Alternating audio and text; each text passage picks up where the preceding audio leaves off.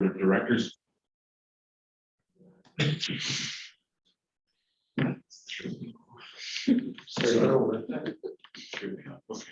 Welcome to the public meeting of the Board of Directors of the College of Patent Agents and Trademark Agents of Canada. We're actually doing our first in-person meeting since March of 2020. So this is the post-COVID world that we hope that we're entering into. We hope that we're seeing COVID in the rearview mirror, at least the worst of it anyway. So we've assembled here at the Arc Hotel here in Ottawa, and for those of you who are joining us online, welcome. We have an agenda which you can see on our website if you want to follow along. My name is Tom Conway. I'm the chairperson of the Board of Directors. We've accomplished, I'm just going to make a couple of introductory remarks. We've accomplished an awful lot since our last in-person meeting. I mean, I think this is quite a milestone for us.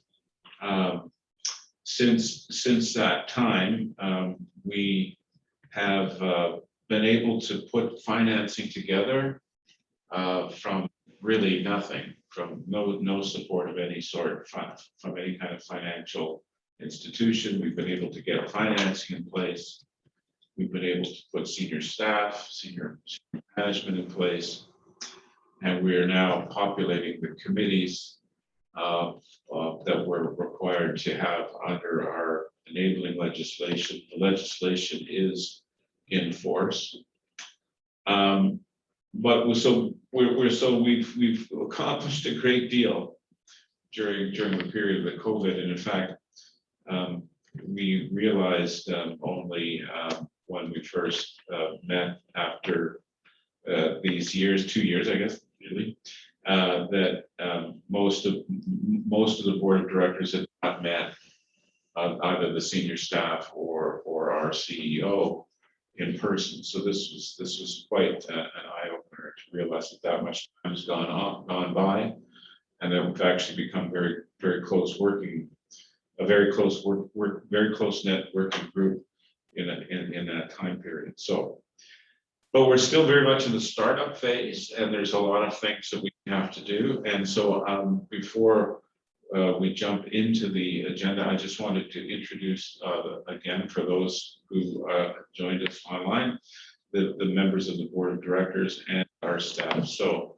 starting with our board of directors, Ruth McHugh from Edmonton, Jeff Assel from Montreal, Doug Thompson from Victoria, and Karim Abawa from Vancouver, British Columbia, are all present and accounted for here today. So welcome, members of the board.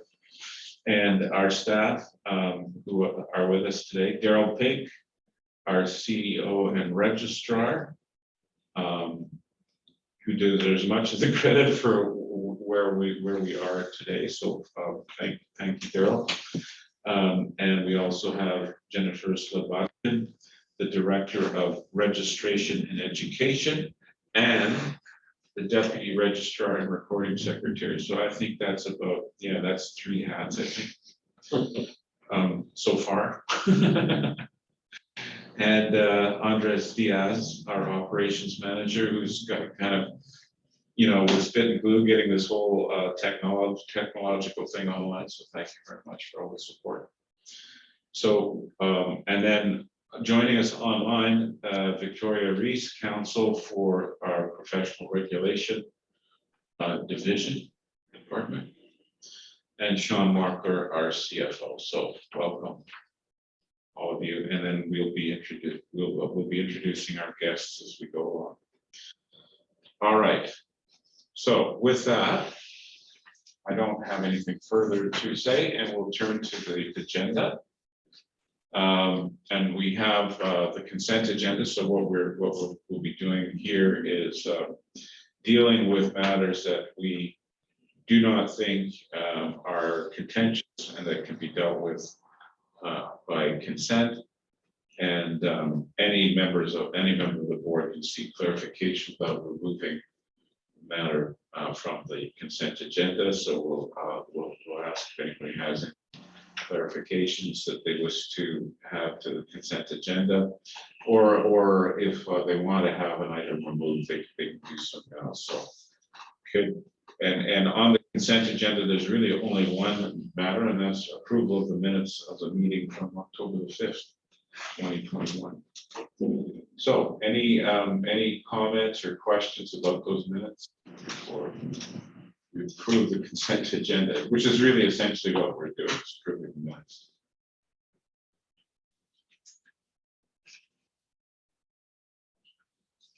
Hearing none, could I have someone move to adopt the consent agenda and essentially move to approve the minutes of the board meeting of October the 5th, 2021? Also move.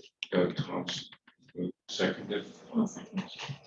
Karima, seconded. All in favor? That's approved. Consent agenda is approved. All right, so on to the first item, the first substantive item on the agenda, under the title "Establishing the College 3.3.1 Board Policy Number 6." That is dealing with our privacy policy, the board's privacy policy, and the board will have received the slide deck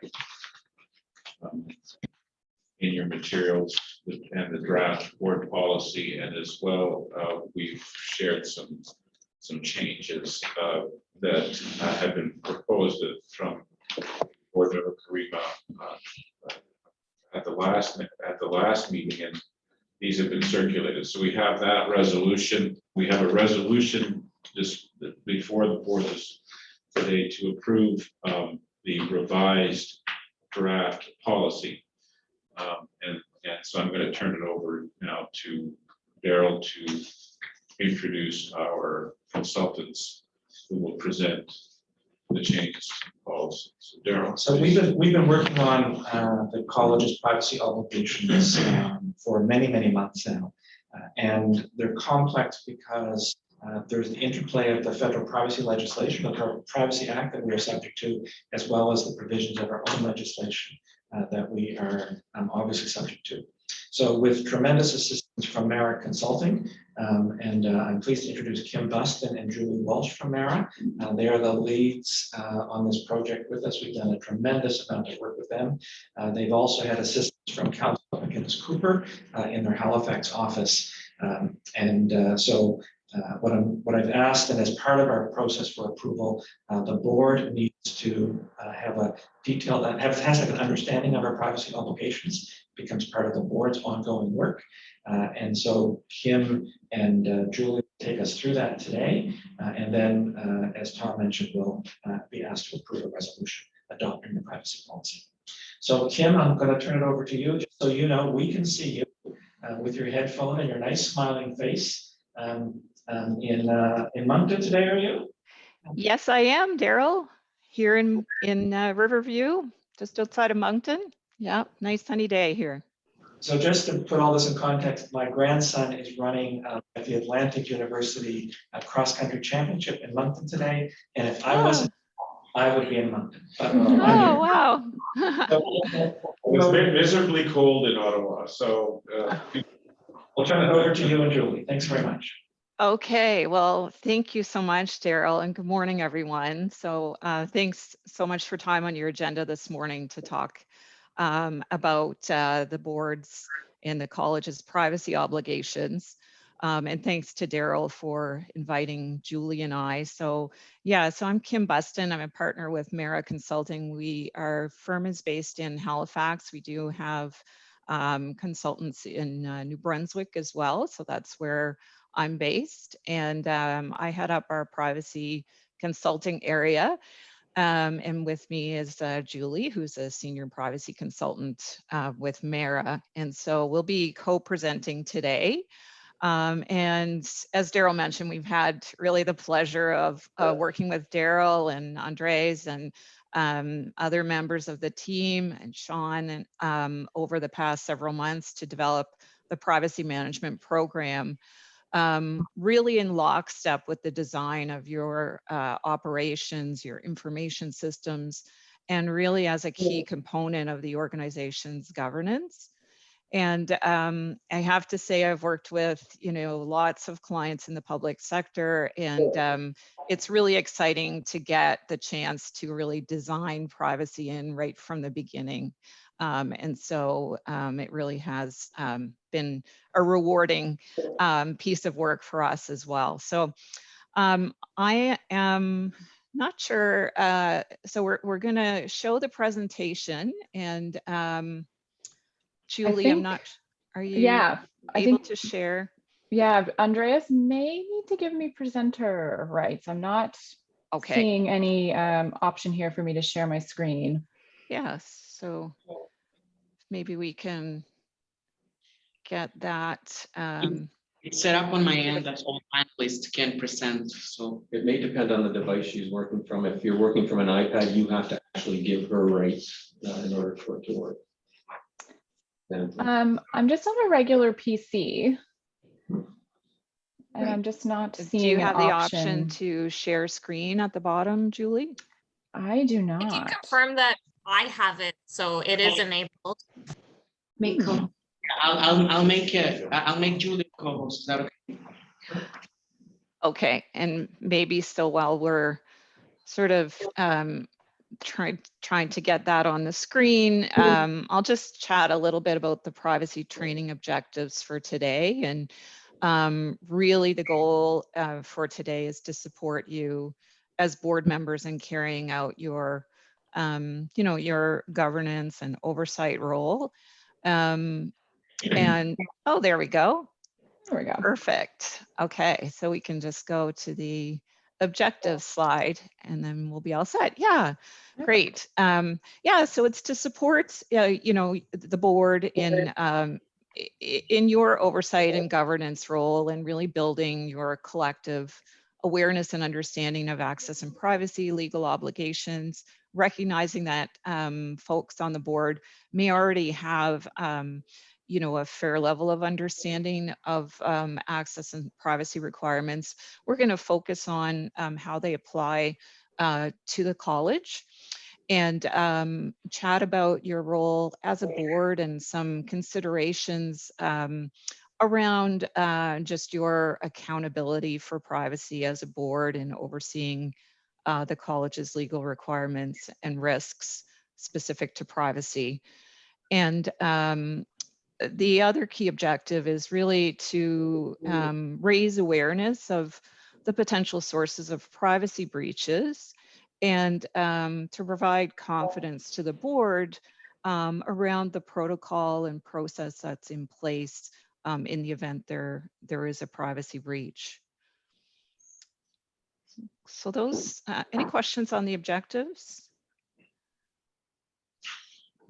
Okay. No, I don't think I see any. Okay, go ahead. Okay. I will. So in keeping with those objectives, then the agenda for this presentation today is to do a brief introduction of privacy, to go through and touch on, as Daryl mentioned, there is a relatively complex intersection between the college's governing legislation and regulations and bylaws and the Federal Privacy Act, as well as some federal government privacy policies. So we'll speak to those and their application to the college. The accountability piece, as I mentioned, which is really key for the board of directors in their sort of oversight role. And we'll provide an overview of the privacy policy, which you will be, or which you are being asked to approve. So Julie's going to go through that piece, and Julie will also go through some information on the privacy breach protocol, as I mentioned. So we plan to work through the material relatively quickly, leaving time at the end for questions, but please, if there are any questions or you require clarification as we go through, please don't hesitate to just jump in if that works. All right. So let's chat a little bit about the definition of privacy and personal information. And this may, again, be just a very quick review for, I'm sure, most folks on the call. In terms of information privacy, which is really the topic for today's presentation, privacy really means the individual's right to decide and to control how information about themselves, which is defined as personal information, is made available, used, and shared with others. So these privacy rights are enshrined in both public and private sector legislation in Canada. Personal information, just going to focus on a couple of key points. This is the definition from the Federal Privacy Act of personal information. It's key to understand that it's information about identifiable individuals. So you don't need to have an individual's name, for example, for the information to be considered personal information. I'm sure we can all think of examples, particularly in COVID times and publication of public health information, for example, where, public health is very careful not to publish too much information so that individuals can't, and their health information can't be identified. So that piece about identifiable individuals is really key. It's recorded information, so it can be recorded in any form. And the Privacy Act provides a list, which is not an all-inclusive list of examples of personal information. So demographic information about individuals, such as their race, religion, their age, education and employment history, so things that would be found on a resume, health information, criminal convictions, financial transactions, for example, banking information or payment of fees, again, by an individual, not by a business. Identifying numbers such as social insurance numbers, license numbers, contact information like addresses, email addresses, and then also views or opinions about an individual. So someone else's opinion about me is considered my personal information.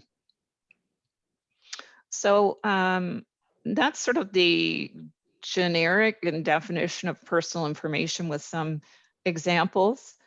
So we make choices about that information every day, and we can all, think of examples in our everyday life of, for example, being asked whether we want to provide our email address or not when we make a purchase online or at retail. So let's talk about the personal information the college's custody or control, and we use that term. Many of you may be familiar with is a legal term, and it really is important because in the cloud environment, much of the information or personal information that's held by the college that is much of the personal information that is subject to the Privacy Act is in the control of the college, but not necessarily in its physical custody because it's held in the cloud. And most of that information is contained in the Thentia cloud-based open regulate solution modules that Daryl and his team have been working very hard to implement over the past several months, and we've been involved in conducting a privacy impact assessment on those modules. So they include the Thentia Workbench, which is the back-end platform where employees of the college can access agents' personal information, view and update it. It holds licensee information that's been migrated over from CPO. the Thentia licensee portal as well, which is the front end platform where agents who have created their accounts can then go and access their personal information and update it as required. And that's an important part of privacy, is being able to update your information. The public register, where members of the public can find information about agents, their contact information, and ultimately other information that would need to be published, such as disciplinary action in the future as required by the CPATA Act. And so, of course, there's paper copies, email, personal information held in email systems, and on the college's file drive, which is its secure network drive. And probably also worthwhile pointing out that personal information in today's world, where many folks are working from home, could also be held at home and accessed through laptops and so on. So on the right-hand side, there are examples of personal information that are held by the college. Lots of personal information, and as future waves and additional information get added to the Thentia system, there'll be more information about agents, but their first and last name, address, email addresses, license numbers. You have proof of Canadian residency, so policy that will define the documentation that needs to be reviewed to prove that an individual is resident in Canada. Potentially disciplinary actions, criminal background check for employees, and lots of opinions. I'd mentioned that opinions were considered personal information. So everything from reference checks for employees to good character references related to agents, statements from witnesses, potentially in the event of an investigation, and of course, payroll information about employees of the college. So any questions on the definition of personal information or the personal information that's held by the college? I have a question. Sure. Jeff here. I understand that Quebec is making some changes to their privacy legislation just now. And for example, that business coordinates, your business email, for example, are maybe now exempted from what is considered to be personal information or privacy information that privacy requirements attached to. Is that sort of a general direction that the rest of Canada is going to, or is Quebec introducing something new? We do see there are some slight differences across the provinces in terms of the definition of personal information. Many provinces, in terms of that are implementing changes to their legislation, or newer pieces of legislation, such as the legislation here in New Brunswick, which is relatively new, actually carve out business email and business telephone number and address outside of the definition of personal information.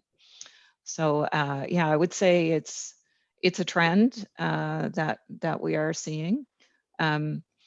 I think in terms of email address, under the Federal Privacy Act, it needs to be information about an identifiable individual. So business email would be carved out. It would be the email address of the individual that would fall under the definition of personal information. Okay, thank you. Doug Thompson, I have a question, and that is this: that as I understand what you're saying,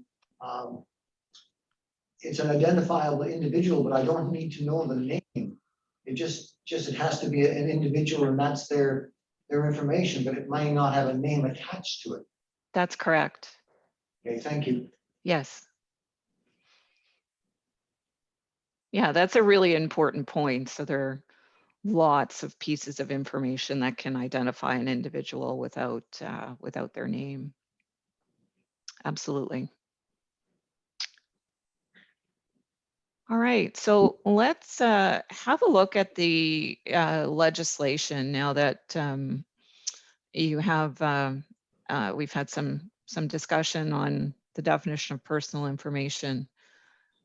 I'll start by reviewing the key aspects of the college's enabling act and regulations and bylaws that have been and must be considered when determining the college's authority. And we use that term legal authority for collecting, using, and sharing. We use the term disclosing personal information. So under the Federal Privacy Act, whenever personal information is collected, used, or disclosed, there needs to be a specific authority for that. And that authority in large part is derived from the college's enabling act, regulations, and bylaws. So if we start with the College of Patent Agents and Trademark Agents Act, the CPATA Act, you're all familiar with that act, and it's enabling legislation to establish the college to regulate patent agents and trademark agents. It also, though, important from a privacy perspective, describes the activities that the college is authorized to carry out, and most of which actually require the collection, use, or disclosure of some personal information.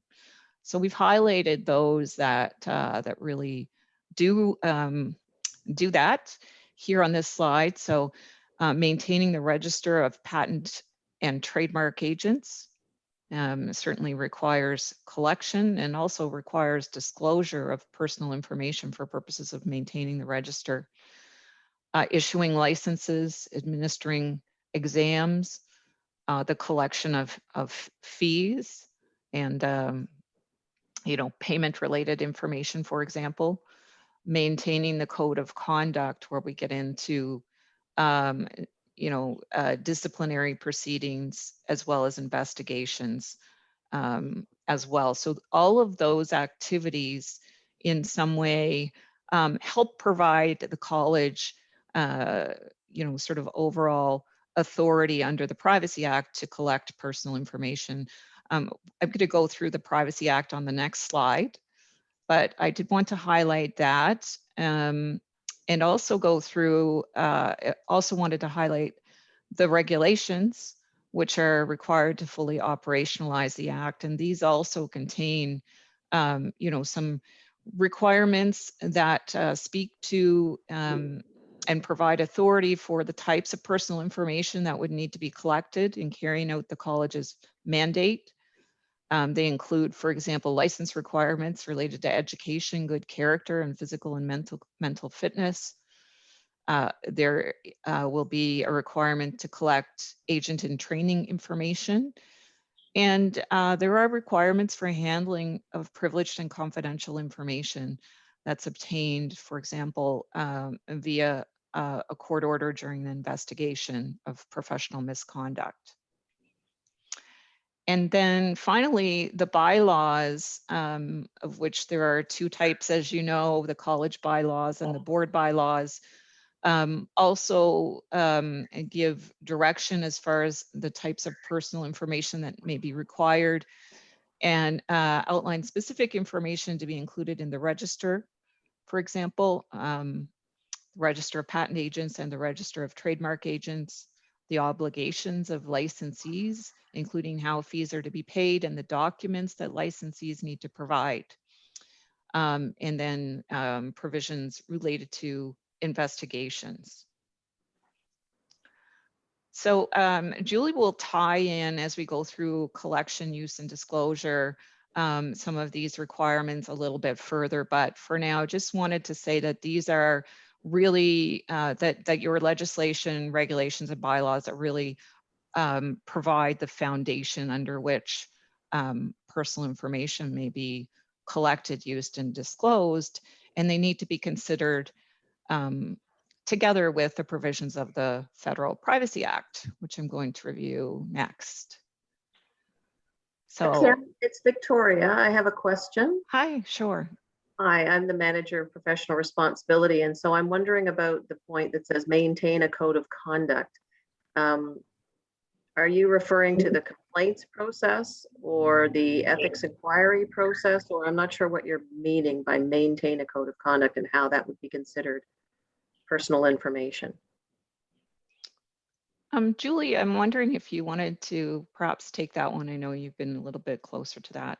Yeah, so the code of conduct that we're referring to there is the agent code of conduct. And the examples here are just outlining the different types of authority that the college has under the Act. And within the code of conduct, there's some degree of privacy and confidentiality provisions, but it's more about the conduct of the agent versus the college collection, use, and disclosure of personal information. So it's not really directly tied to the college's personal information, but it is just another example that highlights the privacy and confidentiality provisions that the college is required to develop, but with respect to agents in their code of conduct. Thank you. Thanks, Julie. Yeah, and these are, and I should mention that you know, for many of these, as Julie mentioned, there are not specific provisions in the Act that say that the college needs to collect certain pieces of personal information in carrying out these activities. What this does establish is the broader authority and mandate under which personal information may be collected, because as we'll see as we go through the Federal Privacy Act, in order to collect personal information, you need to have, it must be directly related to and necessary for carrying out the college's mandate. And so this sort of provides that overall framework, and Julie will go through that a little bit more detail as well. So thank you for that question. So now if we go to the Federal Privacy Act and the regulations, just broadly, just the purpose of the Act and its application. So the Act does apply to the college because it is defined as a government institution in the schedule to the Act.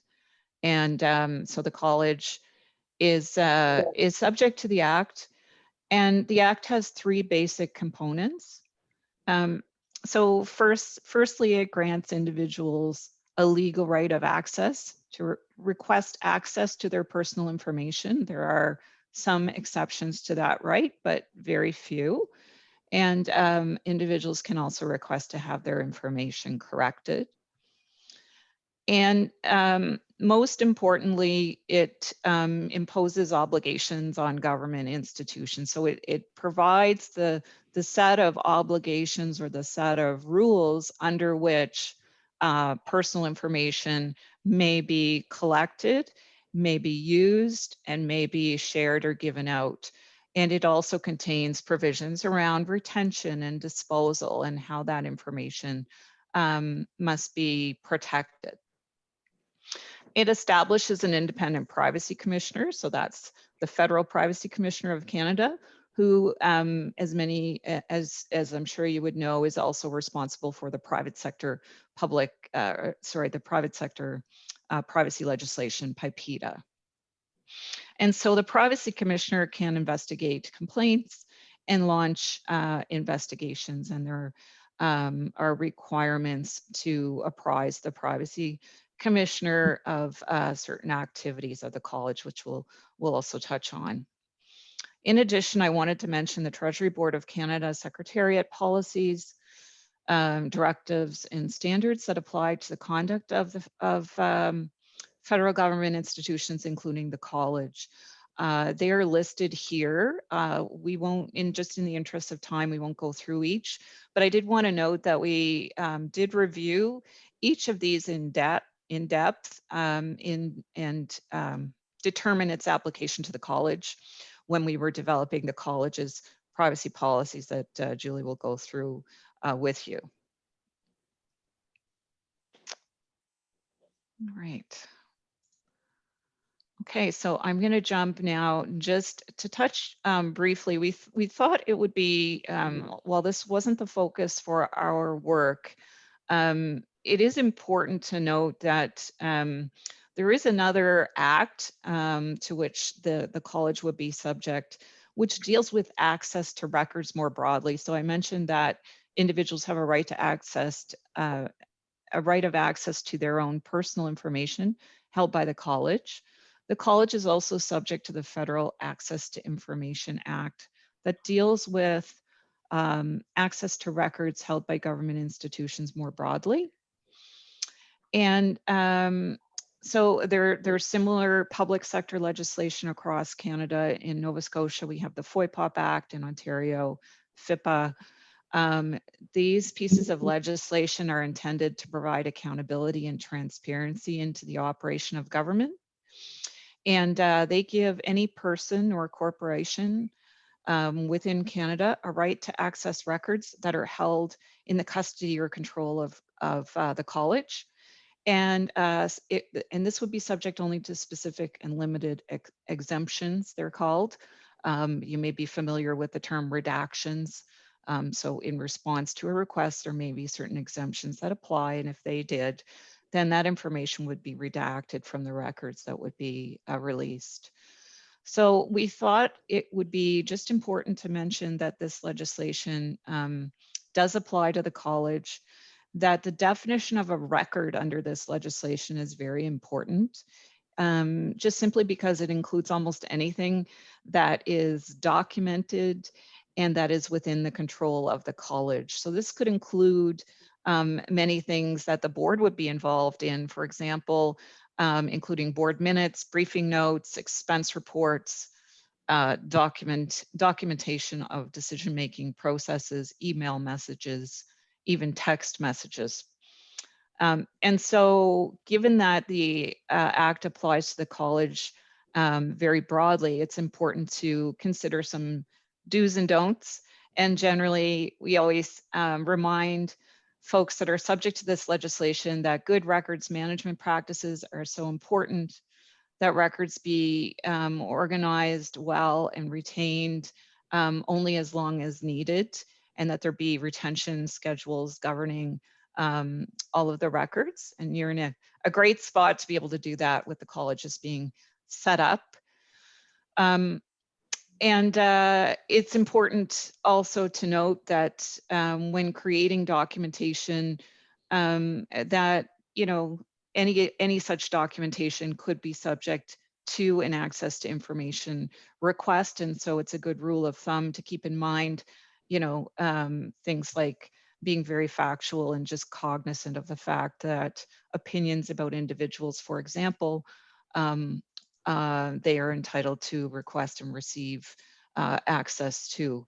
And there are many things that that would have no exemption under this legislation and would need to be released if requested.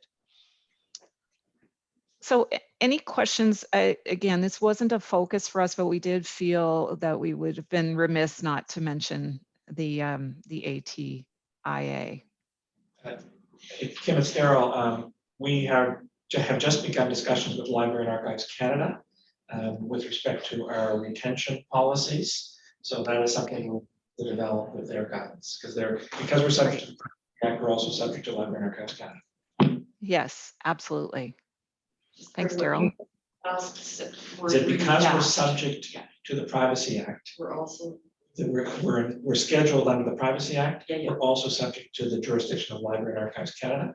Jurisdiction of Library and Archives Canada. Sorry, you just said it super fast. I didn't hear you. And that means that we will develop policies with their assistance dealing with records retention and destruction. Yeah, makes sense. Great. Thanks, Daryl. Okay, so I'm going to shift now, just going to introduce this topic and then turn it over to Julie so that she can take you through the college privacy policy. Sorry, just before, yes, another follow-on question. I just want to ask Daryl another quick follow-on question with regards to data retention and destruction policy. In order to implement whatever policy we deliver, will we need to partner with Ventia, and are they going to be capable of doing what we need them to do in terms of record retention and automatic destruction? Like, is there gonna be like a metadata security piece attached to every piece of information so that this is automated? Or am I getting too far down the path? We're not, I was gonna say, we're not there All yet. right then. Okay, Yeah, there thank are you. previous steps that need to happen Yeah. before, but for sure it's part of the planning, including the Fentia part. Yeah, and that's just what I was, with Ventia. It's probably one of the easier parts of Fentia. Okay, fair enough. Okay, thanks, sorry for the interruption. No, not at all. All right. So just wanted to touch on some of the accountabilities of the board for privacy. Obviously, in your governance role, you play really an incredibly important role in overseeing compliance with privacy legislation. So in addition to your act and regulations and bylaw, and the management of privacy risks within the college, sort of overseeing risk management generally, of course. And so that includes the management of privacy risks. Some of the key accountabilities we wanted to highlight. So firstly, reviewing and approving the college's privacy policy, which we're reviewing with you today, as well as the public-facing privacy statements that will be made available on the on your website. So that's the agent privacy statement and the website privacy statement, which is intended for the general public. And the privacy policy really is the main policy as part of the college's privacy management program. All of the other policies and procedures pertaining to personal information really derive from that policy. Julie will be going through that with you. And so secondly, periodically reviewing the status of the privacy management program. And we'll chat more about what exactly the privacy management program entails as part of the board's role in overseeing organizational governance and risk, really being kept apprised of how that privacy management program is being implemented and any significant privacy risks that arise through both the privacy impact assessments process, for example, as well as, for example, privacy inquiries or complaints, and also potential privacy breaches. So really it's about risk management and compliance when it comes to privacy. And also the board is accountable to acknowledge the board code of conduct, including obligations to maintain confidentiality of personal information that's reviewed or received as part of your role. And sort of part and parcel of that is knowing and understanding your obligations under the policy and just having a general level of awareness about privacy in terms of its application to the college. So any questions, recognizing that we'll flush this this out a little bit more in the upcoming slides on the policy and the privacy management program.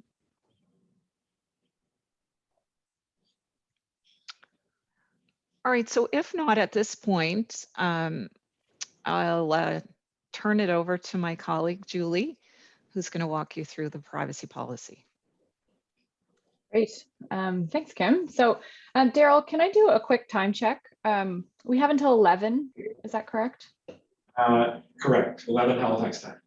Okay, oh yeah, sorry, Atlantic. Okay, I won't take another hour and 10 minutes of your time in Ottawa.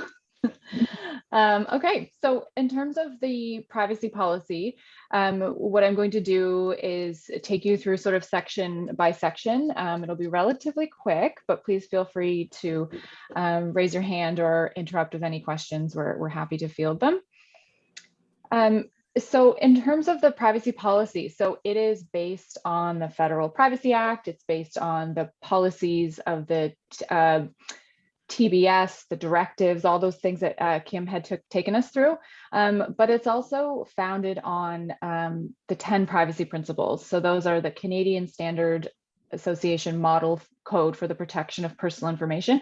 So this serves as a foundation for our privacy policy, but also for most of Canada's privacy legislation, including the Privacy Act and all of our provincial privacy acts as well.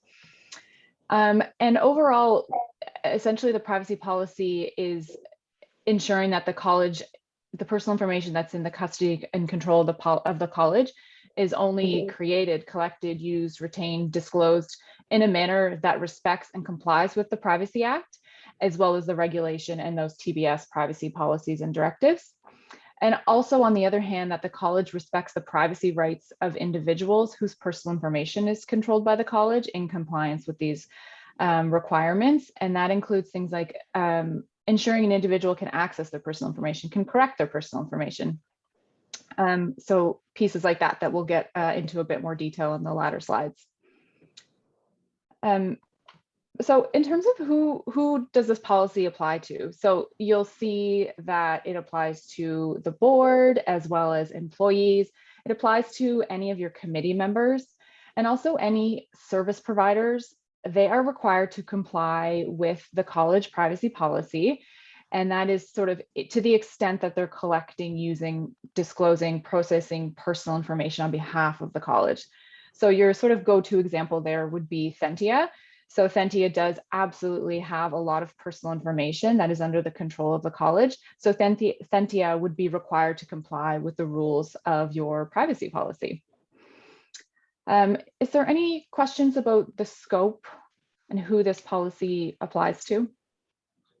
And I'll just note that with each of the consultants we retain, they now all sign a confidentiality agreement which complies with the policy, with the privacy requirements. And this will flow down to the members of committees. Each committee member also. Okay. And on appointment, they receive and sign the And confidentiality. is Thentia agreed to our policy? Our contract with Thentia also includes the privacy provisions. Great.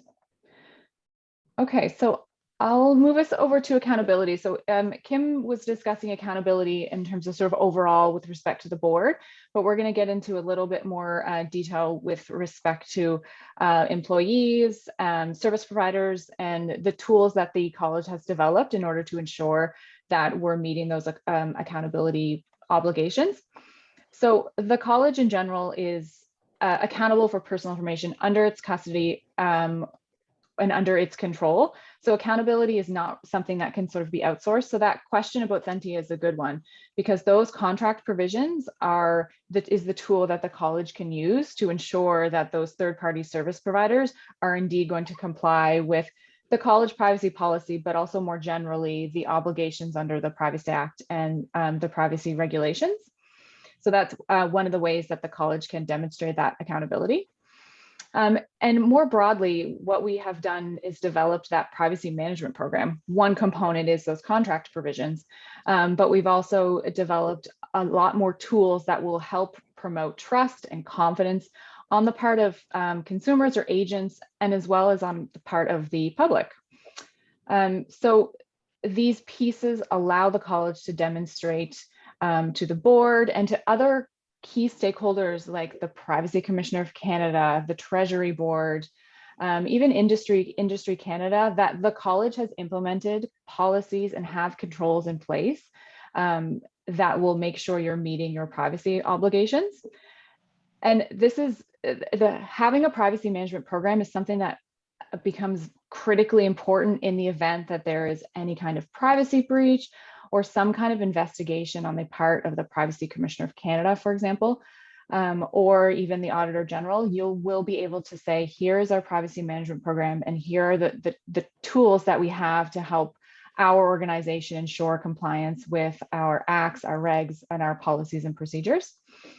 So the key components to the privacy management program that we have been working with the college to develop include this privacy policy, so that outlines all of those obligations. And one of the other key pieces was the designation of Andreas as the privacy designate. So under the Privacy Act, each organization is required to have an individual who is responsible for ensuring compliance. And Andreas was the winner of this role for the college. So he is your operations manager. And so he's also having that privacy and access piece as part of his role. So you'll see on the right-hand side, we have lots of other tools that we've developed. Kim mentioned those privacy statements. So those are the public-facing tools that are available on the website and available on Thentia that communicate to the public and to agents how the college is complying with their obligations. We've also developed a privacy breach management protocol in the event that there isn't a real or potential privacy breach. It outlines the steps that the college will follow. And we'll go into a bit more detail with that. Privacy notices, those little just-in-time couple sentences that help an individual understand why their personal information is being collected. And those will be placed on Thentia and also on the college website around at the end of forms, for example. So if you're submitting a question to the college or a comment, or perhaps even have a concern about a professional conduct, you'll see a little privacy notice at the bottom that's explaining why your personal information is needed to submit that. Privacy training. So what we're walking through here today with the board, and we're also going to be doing some privacy training with all the other internal stakeholders in November. We've developed an inquiry procedure, which we'll get into more detail about. It's just essentially if an individual has an inquiry with respect to privacy practices, we have a procedure. Access to and correction of personal information. So that's back to the right of an individual to access their information and correct it if they feel there's an error in their personal information. So we have a procedure for that. The contract language, which we mentioned earlier, just some of the sort of key provisions we would want to see in all contracts with service providers that will be accessing or using personal information. And some reporting obligations. And this is something to help Andreas know, what situations trigger some of your reporting obligations, and whether that's to the Privacy Commissioner or to the Treasury Board, or perhaps even to Industry Canada. We've done up some guidance around that. And then just some tips on ongoing review to make sure all of these, all of the components of the privacy management program are kept up to date in compliance with the law. And we are here today to approve the privacy policy. Any questions about this piece? I know I'm going through it quite quickly. Okay, so I'll move us on. So what we're going to do is walk through those key privacy principles that form the foundation of the legislation. And as well, you'll see in the privacy policy, there's specific sections that address each of these components. So in terms of limiting collection, essentially this is saying that under the Privacy Act, personal information is only permitted to be collected if it is directly related to and it's necessary for the carrying out of the college's mandate under the CPATA Act, under the regs, and under the bylaws. So to establish this authority, you have to go through a process of looking at each particular field of personal information and saying, why do we need this? What program, what activity are we tying it to? Before you would be able to demonstrate that you're permitted to collect that personal information. And that's something that we did as we worked through the privacy impact assessment, looking at all the fields of personal information that would be collected for all the different types of activities that the college will be performing. And that included looking at the Thentia solution and asking about fields and trying to understand why that personal information is being collected. Identifying purpose, again, that's about identifying why you're collecting that personal information, what it's needed for, and we demonstrate that through the privacy statements and the privacy notices made available on the website and on the Thentia portal. All right, I'll move us on. So the next couple privacy principles have to do with limiting use, disclosure, and retention. And this one essentially mirrors your limiting collection. So we're only allowed to use personal information for the purpose it was collected. And the same with disclosure. So we're always disclosing the minimum amount of personal information in compliance with the rules of the Privacy Act. And with disclosure, it doesn't always have to be for the purpose for which it was collected. There are lots of other different scenarios that authorize the disclosure of personal information, but it must be found in the Privacy Act. And in terms of retention, we're only retaining personal information for as long as it's needed. So I know, Daryl, you mentioned you're working with the federal archivist on developing those retention schedules. So that's a key component of privacy. We should only be keeping personal information for as long as the purpose identifies, and then securely and permanently deleting that personal information. So accuracy, we just have to make sure personal information is accurate, complete, and up to date. Challenging compliance. The college will has a policy in place around granting an individual the right to complain about college practices. And it's important to note that there are a privacy inquiries procedure, and then there's a college complaints, and the complaints piece is tied to Victoria's process around professional misconduct investigations, and ours is strictly a privacy inquiries procedure related to investigating complaints about the handling of personal information. But we recognize in the policy that it's possible that throughout the investigation of a privacy complaint, there could be misconduct issues. So we do have a process where it gets sort of punted over to Victoria's complaint procedure and handled through that avenue. So we just wanted to be clear that there are two different pieces. And then safeguarding personal information, we just need to make sure it is secure against unauthorized collection, use, disclosure, access. We reviewed Sentia's safeguard, security and safeguard, and we looked at, one of the things that they do is it's sort of a multi-factor authentication where you're emailed a code every time you log into Workbench through your email, and you have to enter that. And on the agent side, they have security questions they have to go through. So those are safeguards that are in place to prevent the unauthorized access or disclosure of personal information. All right, any questions there? Yeah, can I just ask you about the obligation to take reasonable steps to ensure that the information we collect is accurate? Mm-hmm. So does that mean that we have a positive duty to sort of ask people, look, the information that you provided us with last year, is that up to date, or the year before that's up? We have that obligation to do that regularly. Yeah, so I think a good example would be the fact that you allow individuals through the Sentia Workbench to enter their own personal information and to keep it updated.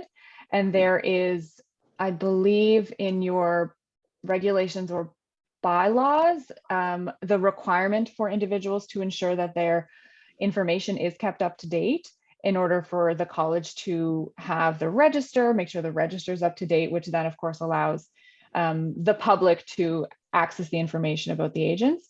So you have that nice piece there. It can also mean integrating technical ways to make sure personal information is correct. So having field checks to make sure that the characters that you're entering are the correct number of characters or type of characters. So there's other sort of reasonable ways you can do that. Privacy commissioners have spoken out in the context of the accuracy principle with respect to some organizations who collect your information on day one and then never do anything to either allow you to check if it's accurate or to kind of pop by and say, is your address the same? Is your phone number the same? And to kind of make those efforts. Or is it still okay for us to maintain this information? Would that be part of that obligation? Sorry, could you repeat that? Sorry, yeah, so would that include, is this information accurate? Would it also include an obligation to sort of say, oh, and by the way, is it okay for us to continue holding this information? So that wouldn't fall under the accuracy principle per se, but so under the legislation, you're able to collect personal information if it's directly related to and necessary for, and then you're able to use that information for the same purpose. And then that thread ties to your retention requirements. So you're only able to keep it for as long as you need it for whatever that identified purpose is. So your trigger for deleting the information is once that purpose has essentially expired, and you identify that schedule through working with the archivist and getting an understanding for what your timeline requirements are for certain types of personal information. Okay, good. Thank you. Thanks very much. That's very helpful. Yeah, you're welcome. And one thing to add too is you'll hear in some of the new American legislation and also some of the more internationally, the right to be forgotten. So the right to be able to say, hey, organization, I don't want you to have my information anymore. Please delete it. That doesn't exist in the Federal Privacy Act because government and government entities and organizations like CPATA are required to collect that personal information, use it and retain it for a period of time to provide you that service. So if you don't want an organization to have your information, you may not be able to benefit from the service that they are providing you, such as becoming an agent under the college. Yeah, okay. Interesting. All right. I have a couple more slides just on privacy breach. Daryl, is it okay if we continue, or would you prefer that we? Flip through them quickly, please. Sure. Okay, so privacy breaches. So we just wanted to highlight that we have developed a privacy breach management protocol that will support the college in addressing and walking through the steps that are required to manage a breach. So I think we're all probably familiar with what a privacy breach is, just if there's any kind of unauthorized use or disclosure of personal information in a way that contravenes the act. Classic ones are snooping, people popping in and looking at personal information that they really have no need to know. And then the accidents, sending that information out to the wrong individual. And the impacts of privacy breaches can be far reaching. So they can impact your organization. It costs a lot to investigate a privacy breach, both directly financially, but loss of productivity of your individuals who are supporting that investigation. Negative reputational impacts. It could lead to job loss. Loss of trust in general in a regulatory body is a critical impact. As well as to the individual. So identity theft, of course, is a key risk to an individual, but also embarrassment, sensitivity. From an agent perspective, if personal information was shared, it could result in them losing clients and things like that. There's also a broader financial impact associated with some legal action. So you're probably familiar with the intrusion upon seclusion tort, which can lead to some financial impacts, and then just broader class actions. And you'll see on the next slide, the CRA is currently in the midst of an ongoing class action lawsuit that had to do with a hacker gaining access to some usernames and passwords, and then just hitting the system with those passwords and getting access to a lot of personal information. CBC had physical infrastructure stolen that had unencrypted personal information on it. And they were having to provide credit monitoring, which can cost a significant amount of money. And then you guys are probably familiar with the HRSDC student loan breach, which resulted in $17 million settlement that I got a teeny tiny little portion of that settlement. And then the Equifax breach that resulted in about $700 million. So the breach management protocol, it talks about what steps you need to take and who needs to report a breach and when. So it's employees, it's board members, any service providers are required to identify a real or potential breach. The policy goes through the steps to contain the breach, how to mitigate it from happening in that moment, the steps to investigating it, who you're required to notify. Under the Privacy Act, there are notification obligations to not only the Privacy Commissioner, but also the Treasury Board, as well as the individual in some situations. And then it goes over some of the potential mitigation and prevention strategies to help mitigate the risk of the breach occurring again. And then some of the documentation requirements, because you need to monitor the types of breaches you're happening to ensure you're able to properly mitigate the breach from happening again. Okay, so that is it for our presentation on the privacy policy and some of the key pieces that we wanted to make sure we were able to cover with you today. Are there any additional questions about the presentation?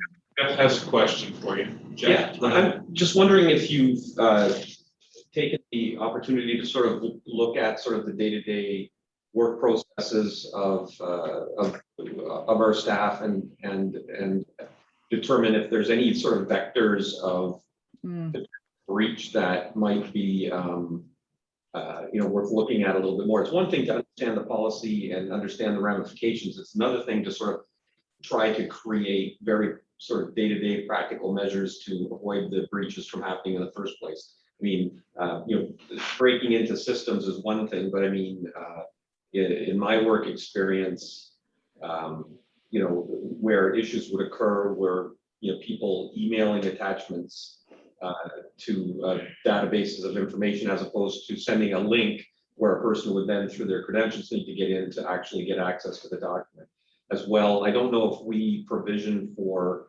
equipment, which is college equipment, where, you know, things are not intermingled with, you know, on a personal computer, you're not working from your own device. You know, things are fairly locked down, because I mean, you know, losing your laptop at, you know, in an airport, if anybody flies it ever again, it's sort of, you know, one area where these risks occur. But I mean, often it's just something as innocuous as an email misaddressed or sent to a person, or somebody adds another recipient and then forwards it again. And email's the biggest issue we've always had. So at let least in me, my work Julie, I'll experience. answer that, if or at least I'll start the answer. Let me deal with the computer piece first. So each of the staff have been provided with their computer by the college, and their contract of employment requires that computer use exclusively for colleges working or not to mix personal with their college students. So that's the first thing. Second, many of the business processes that we are using and continuing to develop were developed in concert with Mara Consulting. But that was the first cut of it. So we'll keep Mara involved with us as we continue to manage those processes. The intention, long-term intention, is that communication of most of the private information will be done in a secure channel. So the idea, for example, on the register, we currently have people who go in and do that through the register itself. Eventually, when people register to become Class 3 agents, all of that will be done through Fentia, and again through a secure method. Our goal is to eliminate the use of email for personal information. We're not there yet, but that's our goal. I mean, you know, the best practices we would try to adopt as an organization would be, for example, not to include personal information in the body of an email, or, you know, when you're sending information, you only send a link to the information where, you know, if somebody was to get that email who wasn't to have access to that information, they would not have the credentials to be able to log in and even use that link. So it's and it's, as I said, it's a work in progress. The policy statements will move us in that direction, and our working process is multilateral and will take some time to perfect. But those are clearly all the goals that we have. We have done a couple online forums already. So, for example, our inquiry intake form that Victoria referred to yesterday, that's online. So that again, that does come to us, I'll say securely, but the receiving mechanisms via email. Okay. So it's in the system, but email is both the most common form of exchanging information, and we all recognize that it has some fundamental weaknesses. Okay, thank you. All right, does the board, members of the board have any questions or comments? What's been presented? Very interesting. It was really well done. Yes. You know, one of the things I wondered about, Chet, like this, we were given the slide deck as part of our meeting materials. Right. And I found it to be super helpful and a great future reference. So I just wondered if we would be able to keep that like on the SharePoint just individually, the privacy policy and the slide deck together, because I feel like they make a good crosswalk. So we're going to create a separate privacy section in SharePoint that you'll have access to. So it'll have the privacy policy, all the privacy statements, the mitigations, all the procedures that we've developed. Perfect. So everything will be in one place and you'll have access. And that sounds great. But can we also include this slide, or is that okay? Because I found the slide deck and the presentations to be particularly helpful. So thank you. Okay, so we before I let our consultants go, we do have a motion, or excuse me, a resolution that we have to consider. This is the brought forward from the October 5th meeting, and that is to approve the draft revised policy. Again, just for information purposes, this is included. The board would have received an email from Darrell that included Karima's proposed revisions as well as comments from our consulting, and we have a clean version of the policy now. So Ruth, Also move. Okay, Ruth McHugh is moving to adopt the policy number 6 as revised, dated October 30th, 2021. Secondary, and second Thompson is seconding motion. All in favor? Okay, the resolution passes. So I wanted to thank you very much, Julie and Kim, for that excellent presentation. That was, I've heard a lot of these presentations before, but that was very, very informative, particularly in the context of the college, which, again, reminds us that we're carrying out a public interest function here. And so there's all sorts of rules and regulations that some of us from the private sector may not be entirely familiar with. So this is excellent to be reminded of these obligations and to be reminded again about how seriously the board has to take these obligations going forward. So this is great fun. Jeff? One question, is there a general policy with respect to the periodic review of these policies to ensure they're up to date and that there's like And it's one of the very first things that when Kim noted it, so this is an issue that will be annually brought back to the board. So Okay. they will get an annual report on the state of the privacy, what changes have been made, if the policy has been amended, that sort of thing. So we'll diarize that. And it'll probably be at our meeting a year from now. Okay, great, thank you. So thank you very much for taking some time off on Saturday to join us. Much appreciated, and I'm glad to hear that the weather is a little bit better in your part of the country. Oh, you're Otherwise, very welcome. it's a cold, blustery day in the end of October. Oh, there must be a change of government in the air. You haven't. Oh boy, it's getting cold. Okay, so thank you very much for You- joining. And I thank you very much.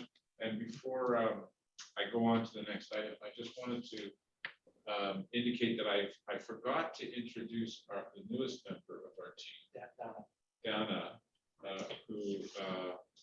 Dragomir, who is now, I think she is our communications director or officer or, yes, so she's actually online, has been since the morning start, and she joined us for our session on Friday. We're very enthusiastic about her joining, and she's, to use her own words, percolating with ideas, so welcome. Thank you so much for the wonderful presentation, Julie and Kim. Oh, you're quite No welcome. problem. Thanks, everyone. All right, Have a thank you. wonderful rest of the weekend. Thank you. Thank you. Okay, And, bye. thank you. Bye now. Okay, bye now. So with that omission corrected now, so I think we can move to the next item on the agenda, or I think so, right? Or we take our break. No, we're doing it right after the next. So the next item on the agenda is committee appointments. And this is something I think we're going to hear from Victoria Reese, our manager of professional recognition. Good morning, everybody. We have been searching for the fifth and final, to the moment, member of the investigations committee. And because it was important, according to the skills matrix, that we have a patent agent in particular, we put out a request for expressions of interest to the membership, to the licensees, and had a very positive response, both in terms of interest in the investigations committee and interest in the discipline committee.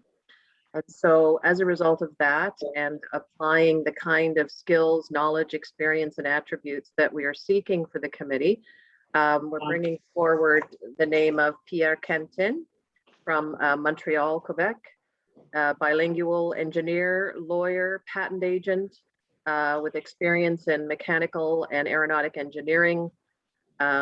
He is currently lead counsel and patent agent for CCM Hockey, since 2018, and has 15 years as in-house counsel and patent agent experience for a number of other companies, both large and small. And during the course of his employment, he has worked with everything from sole or single inventors and small companies up to large law firms and large companies. such as Bombardier. And so Pierre is very interested, has some great experience to bring to the table, and I'm recommending his appointment to the Investigations Committee. All right, so there is a resolution in the agenda materials. Any discussion? Any comments? I think Ruth was going to make that motion. Ruth was going to make that motion. Ruth was going to make the motion, but Ruth has stepped up. Any? Marina? Yeah, no, I think it's a great one. Yeah. Yeah. Agreed. Okay, so yeah, and I think the board does want to acknowledge that there have been, I gather, a number of interesting inquiries about joining the committee and so on, and we're really delighted that members of the profession have taken such an interest in the activities of the college. And I think once the board approves this particular candidate, I think will be a really great example of the kind of the quality of the individuals who have stepped up and said, yes, we would like to participate in the regulatory activities of the college. So we're really delighted by the interest that's been expressed. So I think Karima is moving. I will move. And Jeff is seconding. Shall we wait for? I think we can just pass. We can just pass the resolution then. All in favor?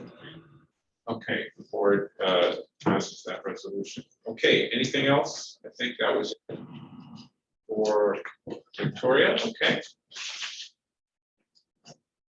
So the next matter to deal with is board and committee recruitment. So the board has a memo from me with regard to a proposal to engage the Ottawa office of Boyden to assist us with recruitment of the Risk and Audit Committee and the Governance and Nominating Committee. We have already circulated to the profession a request for expressions of interest in those two committees.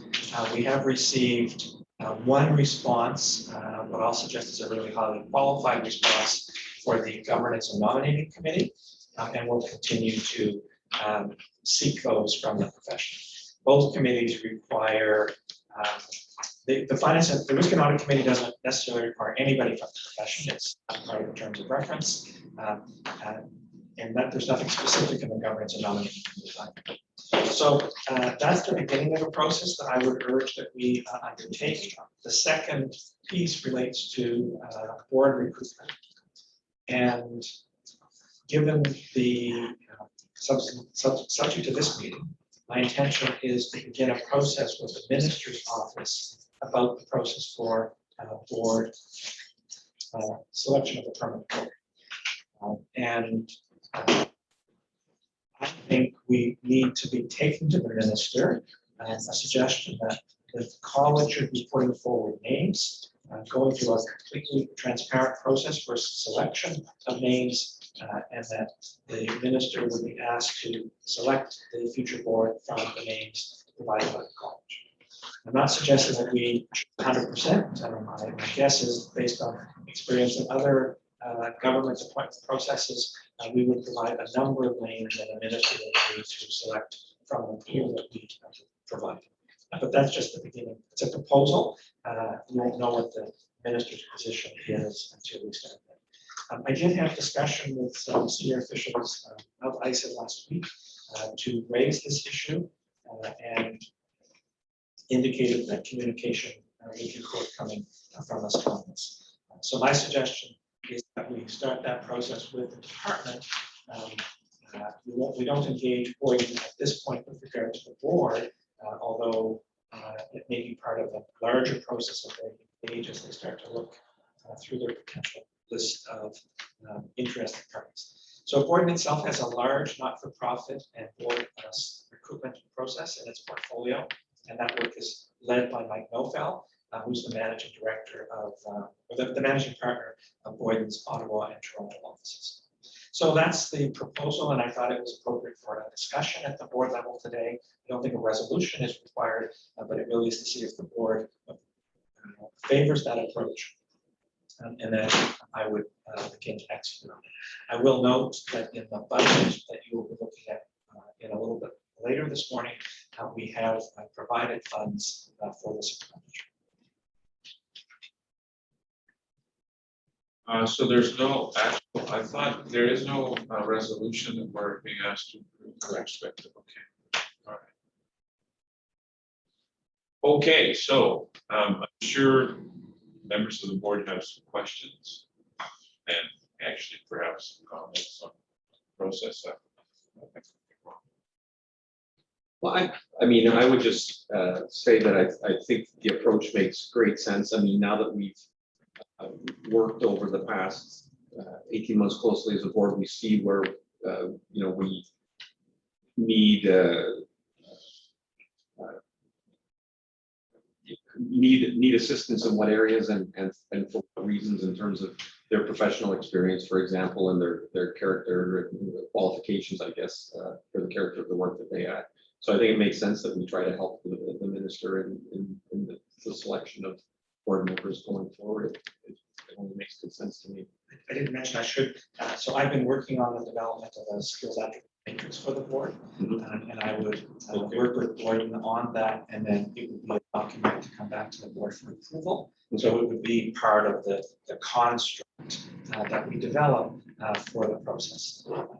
And ultimately, as we've done with the, and we've seen how effectively it is with our regulatory committees, we look for skills, individual skills that cross the matrix. So we don't think we'll ever reach 100%. But the idea is that among the population, you have required skills and attributes. Yeah, great. So now the appointments, as I recall, new appointments, the new board needs to be in place by May of 2022. Is that right? I'm proposing the annual meeting be in May 2022. And that's that would when be the that would be turnover. New dates for when the elected members will take place and the appointed members. Okay, so that date is coming at us like a meteorite, right? So that's coming very, very quickly. So question for you. When you say don't engage Boyden right at this stage, so what stage would we be retaining them, and for what purpose would it be to recruit potential members to the board after the skills matrix is approved? So I propose, Tom, to start with the specific retention would be for the two committees. Okay. And then to begin to work with Boyden to finalize the skills and attributes with the board, but not give them a mandate for the board until we have an agreement from, at least some position from the department in terms of how they will respond. If the department says, no, we're not interested, that raises a different kind of issue for this board to discuss. If the department says, yes, give us X number as opposed to Y number, I think that's the mix. And this is new for them as well. And we'll see how So what are you suggesting, that we would ask them if they want our input, or? I'm proposing that we make a proposal to them that we will provide our input and ask them to agree to that. Yeah, okay. I mean, I think that would be, I'm not sure we want to make it a point of discussion. Well, we're going to do it. The question is, is it? Well, let them make it a point of discussion, but I don't think that's our view would be that, we are the independent regulator, and we should be saying that. Well, now, but that's placed to, to reach out for that assistance we need at the time. No, but that does, yes. So that could be part of our GR strategy, right? Like yesterday we talked about, Yes. we need to get moving on GR. That's one of the things that we need them focused on, right? Is I feel as though we would want to, as an independent regulator, recommend a process, Right. and field it with the department, Right, and just say, this is what we think. What do you think? Now, in developing the skills matrix that you're going to, I guess you're going to do that in conjunction with Boyd as part of the mandate, right? So when would the board get input into that? Because I think one of the, I mean, speaking personally, and I haven't had a chance to discuss this with other members of the board, but I mean, thinking about what kind of a board, what kind of activity, if you had a discussion yesterday about where the board thinks it's going, and what the staff think the college is going in the next couple of years. And when, you know, that sort of drives another, I think, important consideration. Well, what kind of skills will the board need, you know, for the next appointments, which is basically a 4-year term, right? You know, so I mean, I think input 3 years? 2 years, 3 years. 3. Yeah. Okay. But you know, like, so when would we have a discussion about that? What the board thinks might be the qualities that would be needed for the next go around. I mean, for my hands, I mean, we may not be able to wait until our next Right. meeting. We may need to schedule a phone conference sooner. I've got a draft. Because you know, it's only by happenstance, I think, that this board turned out to be not a bad start. not a bad board for a startup company, startup venture. But you know, we are moving into another phase. You know, and it may require sort of a refinement of some of the skill sets. I don't know. Maybe it requires more focus with government relations experience. I don't know. But I mean, it's worth, I think, having a discussion about that. So Tom, I'll start the process. I'll engage with the department next week, and maybe we'll agree that we'll likely need to convene a special meeting with the board. Let's say, Or at within least the get next it month. onto the agenda. Yeah, I don't want to wait till December if we can find Right. an hour or so sometime in November for a target discussion. Okay. So the other reality I just want to put on the table is, in my experience, often government is slow to act. So certainly that's been our experience so far. And so on another board that I serve, we've been without a public member. And it's a regulatory board. We've been without a public member for a year. And a new one just hasn't been appointed. And so another public, because there's 3 public members on the board.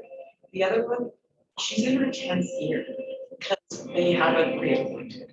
So I'm just saying, in fact, the Auditor General of Alberta, when I was there, we did a performance audit on appointments to agencies, boards, and commissions, and publicly stated that it is a significant threat to the well-being and the economy in Alberta.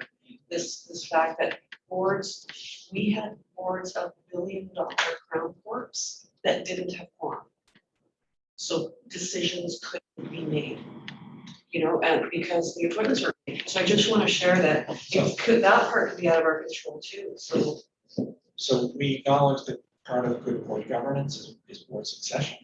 And this is part of the proposal that we're taking, the board is taking ownership of that issue, reflective of the timing and imperatives that exist. And choosing May as a date for the annual meeting, recognizing it has to be within the first 6 months of the year. Try to pick a date that we could drive towards, but as Tom said, it's coming at us with meteoric speed, and we don't control that.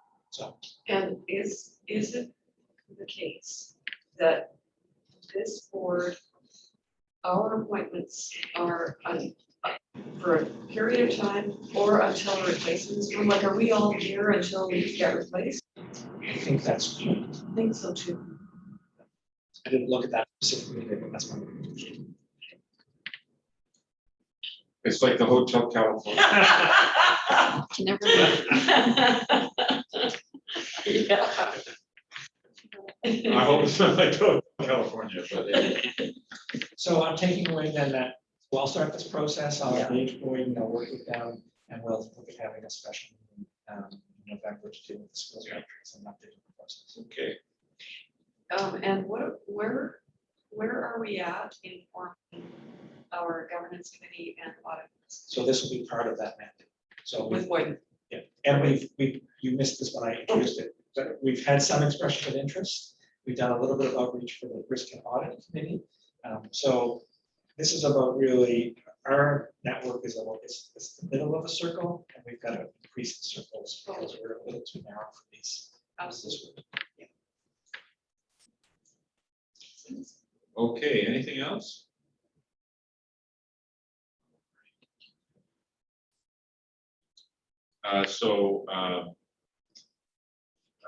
There's no formal resolution, but I think the board is supportive of the plan to retain Boyd to carry out this mandate. And help us populate some of these important committees and so on. Okay, so now we're on to the to the nuts and bolts issues now. Are we taking a break? No, we have to appoint the auditor before we do. Yeah. But yeah, otherwise, we'll be taking a permanent break, right? So let's get to the appointment of the auditor. So I'll turn it over to Daryl and Sean Walker. You have a resolution in front of you, but I'm going to ask Sean to speak to the process that we went through. And then the resolution, it's clear that with regard to the recommendation that we have from Grant Thornton.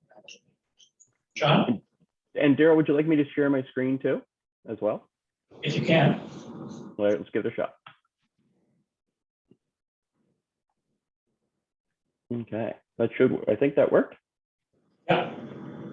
Okay, so I've just highlighted in light yellow here just some of the key factors that we want to speak about. Okay, so so I guess of course the college is required to have an external audit prepared as part of our mandate, and as part of the Canadian accounting standard for not-for-profit organizations. And because we didn't have a formal audit done at the end of 2020, where we hadn't officially come into force, we weren't sure what the fees were going to look like, how our finances were going to set up. So we held off.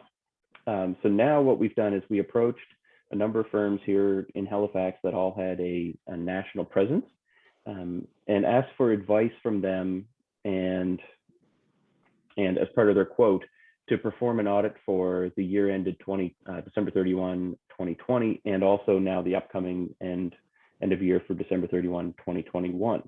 And as part of the quote, we also asked them to provide fees for not just those 2 years, but what the following year would look like as well. So we factored the total cost for all 3 years into the factoring when we did the valuation, used the scoring matrix.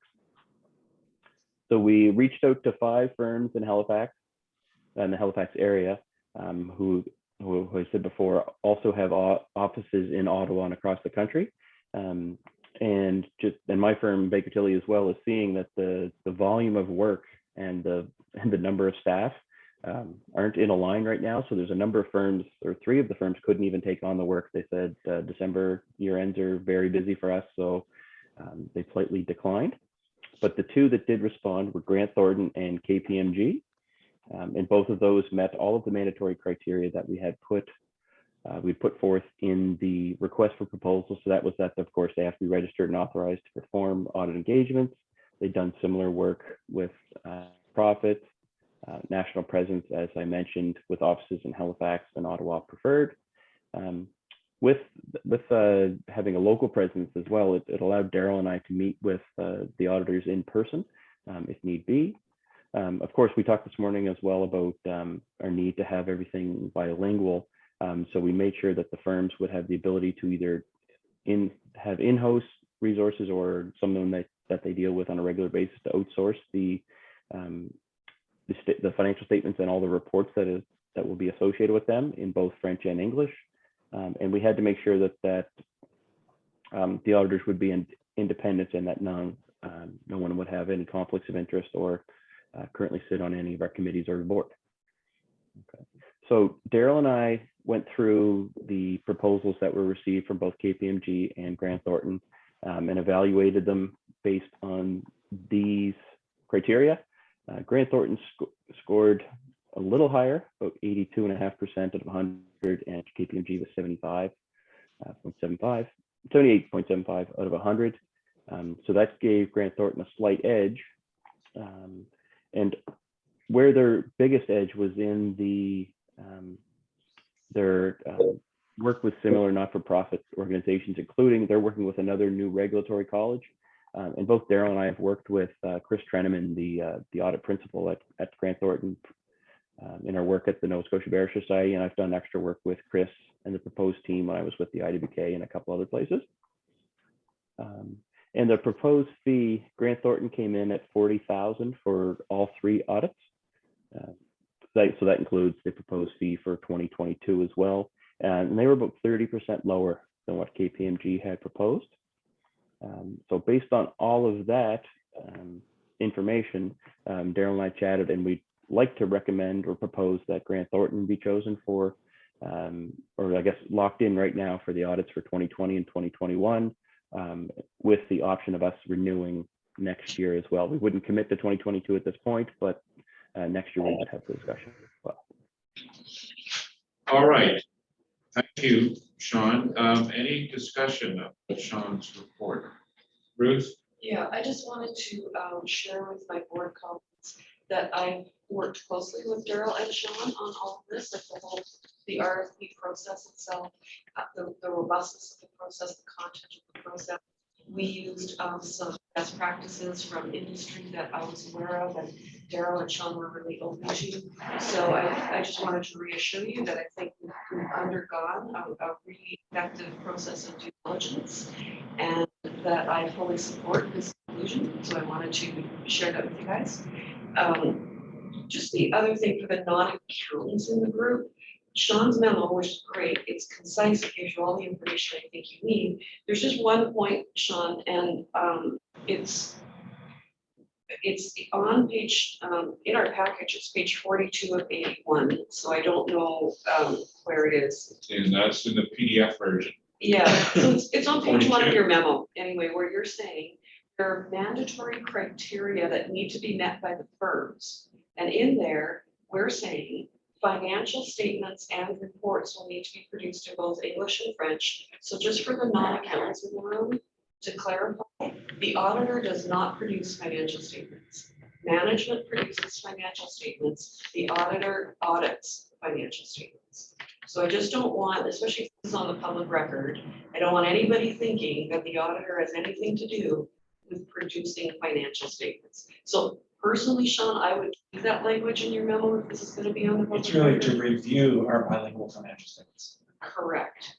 Yeah. And so just wanted to make sure, because auditor independence is, of course, of supreme importance. And so just wanted to share that with everybody, that other than that tiny little tweak. That's an important technical distinction. Yeah. So, yeah. And so. But I think certainly members of the board would appreciate the difference that you've articulated, but it should be reflected. Yeah, in the totally. end of the reports. So I think the board's agreeable with that change. Yeah. If Sean is. yeah, it's just a memo. So yeah. So Tom, with Yeah, the permission of the chair, I would like to. Right. I would like to make a motion to appoint. Yes, and in fact, there's a resolution at, I think it's at PDF page 2. And it's a resolution to approve Grant Thornton as the auditor. I would second that motion. Okay. All in favor? Carried. Thank you very much, Sean. That's it for the business before our health break. So we should probably take that now. Yes, and for those who are checking out, check out the weapon. So Okay, so what time shall we come back? Okay, so we're back and we're moving to the next item on the agenda under the heading Building a Model Regulator. So we're a little behind schedule, and if we could try to be as efficient as possible with our time. So this is board policy number 7. And I'm going to ask Darrell Pink to introduce this. So this was introduced at the last meeting, and we had a discussion about it. There was general consensus among the board that the policy was appropriate. And there was a specific question as related to what was contained in an earlier draft involving the sharing of contact information of licensees with candidates. That was a concern of the board. I checked with our privacy consultants. The nature of their advice is contained in the memo. We've taken those provisions out. So other than that, I think the policy is ready for the board's approval. We will then develop a plan for moving this forward, giving notice to the profession, starting everything, getting the technology in place for an election, and start that process. Okay, discussion.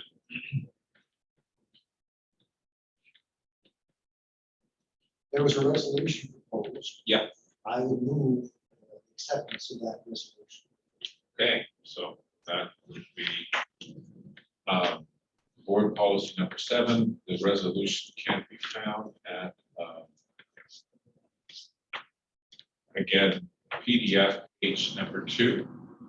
Be it resolved, the board adopts board policy number 7, nominations and elections, and directs the CEO to implement the policy. Yes. I have a question. So, Okay. like, once the motion's been tabled, can I get your So well, discussion? well, we've got a mover. We need a second. Somebody seconding the motion? No, no second. No second. Do you have a question? Yeah. I have a question, then I'll. Okay. Well, go ahead. Yeah, so on the ineligibility section, so section 32. Right. Item C. It says the individual has served as a director for the 6 years immediately preceding the election day. So this would make them ineligible. But this seems to indicate no cooling off period. Is that the intent?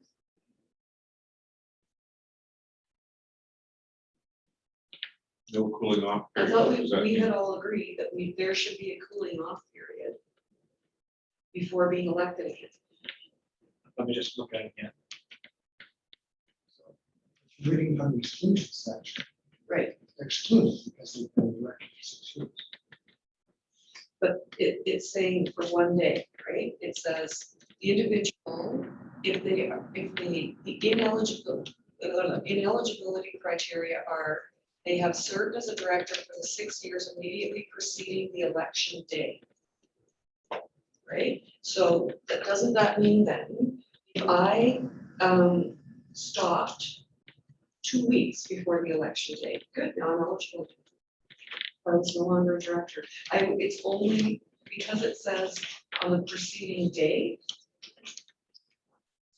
If I'm 2 weeks, I resign 2 weeks out, I can run again. So I don't feel like that's, if we were intending for a cooling off period, I don't think that this is clear. Well, that's in the bylaw. So we'd have to amend the bylaw. So, but I think the spirit is clear. You couldn't do that. You would have served as a director. So the cooling off period is in the bylaw. The ineligibility is at the bottom, yes. So I think the spirit would be that if you just resign 2 days or 2 months in advance in order to be eligible. Cooling off period is 6 years? No, it's 1 term, so it's 3 years. Okay, but then why is it talking about 6 years So and a because day? after you serve 6 years, you cannot serve a 3rd term. After you serve 2 terms, you can't serve a 3rd term. But isn't it the case that once you've served your 6 years, after a cooling off period, Of 3 years. you can go, right, then you can go get elected again, but it doesn't say that, there's no, like, where are we talking about the cooling off period? Well, it's implicit because you can't serve, For 6 years. you can serve 6 years in a row, and Yes, then you can't serve another term. yes, but you can after 3, after After you've 3 had more a years, cooling- right. So Right, that's, so- but as Doug said. So it's basically that's 1 what- term, I think is what you're saying. You're There's eligible a for 1 term. 1-term cooling off period, That's essentially it. but that's not understood by this. Well, that's what that says. I'm not reading. That's that. inferred though, like, because you're only able to, like, if you're not eligible to serve again for 6 years. Right, so that's what I'm just saying, it's not 6 years, we're saying it's 3 years. So why are, unless it's just me, if you guys all are reading this to say. I'm After not, you've I'm not, served no, for I'm not, 6 I'm not, I'm years. not saying anything, I'm just Yeah. commenting. But if what we're trying to say is, if You've you read, serve you've for read it 6 much closer than years, I have, so I prefer to you. then you have to have a cooling off period of 3 years before you can run again. I'm just telling you, it's not clear. So as you know, I reported yesterday, we have retained someone to start that process of review of bylaws. So I'll make a note of that. We can't change, this is in the bylaw, so we can't do anything about it right now. I'd like to look at the bylaw, honestly. But that is, I that's the quote right there. That is the bylaw. Sorry, I don't mean to be. So but this is in the policy. So you're telling me that this is the bylaw? No, but I think it's appendix A, are the nomination and election bylaws. Okay, where? Appendix A? Just keep So going. so the page you're looking at, 64. Okay, So I've got page 50. So I'm looking at the. Yeah. Or just keep going, Jim. No, I think you're there. Yeah, this was starting here, this is. That's what they say. So then, in our election policy, is that where we're talking about the 3-year cooling off period? Like, where is this 3-year cooling off period? That's what I'm trying to find. It's not there. The bylaws, But then why don't we put it in the policy? Like, why don't we make it super clear in our policy so somebody doesn't have to go read the bylaws? It should be right in, if you've got a cooling off period, it should be clear in your policy. I think that's the point I'm trying to make. Well, policy doesn't have the same force as the bylaw, right? But what I'm hearing. Why wouldn't you what I'm put hearing- it in both? You could, but Daryl is saying we can't change the bylaws right now. Today, we Right. can't do that. Yeah. So I'm saying that clarify it in the In the policy, and at policy. some point you can update your bylaws. But if we've got a cooling off period, I just think it should be really clear, and Yeah. to me, it's not. So So what would you propose to do, to table this? To table this so that we can see a further draft that would clarify a cooling off period in the policy? Or I would also be okay to say, I would approve this policy with the friendly amendment that we add something. that Sure, but explains the do we cooling want off to draft it right now, or do we want to? But we can approve it on the condition, on the proviso that, The policy is clarified to stipulate that there is a cooling off period. 3 That's years, what is it, 3 years? One term or whatever. 1 term? Well, Is it 3 years? and Is it is it 3 years? I, Is that what we, Daryl's is that what telling me we it's 3 understand, years. is that what the understanding is, yes? It should be a term, or 1 term. and is that in the bylaw anywhere, or is that just something we've arbitrarily decided? Well, we should look at the bylaw too, because if that's what's intended. The bylaw's here, and I don't see a cooling off. Yeah, period so stated in it the bylaw. may, so, but I think, Daryl, you mentioned, if I understood you correctly, that you actually are doing a review now, or you're about to undertake one, yes? but so they remember, we didn't draft these bylaws, so I'm not, so they deal with ineligibility, not eligibility. agree. And But the ineligibility is if you've served for the previous 6 years, you're ineligible for the current election. That means the next election, which is 3 years hence, you haven't served in the immediate, for the immediate 6 years, so you are eligible. That's how it works. So we could, yeah, so we could just, maybe one of the things to do then, maybe it's not so much, because we can't probably do much with the bylaw, right? But what we could do is we could say, this is what the bylaw says. Like what I'm saying is, our policy could say, this is what our bylaw says. And this is how we interpret the bylaw, this is what it means as far as we're concerned.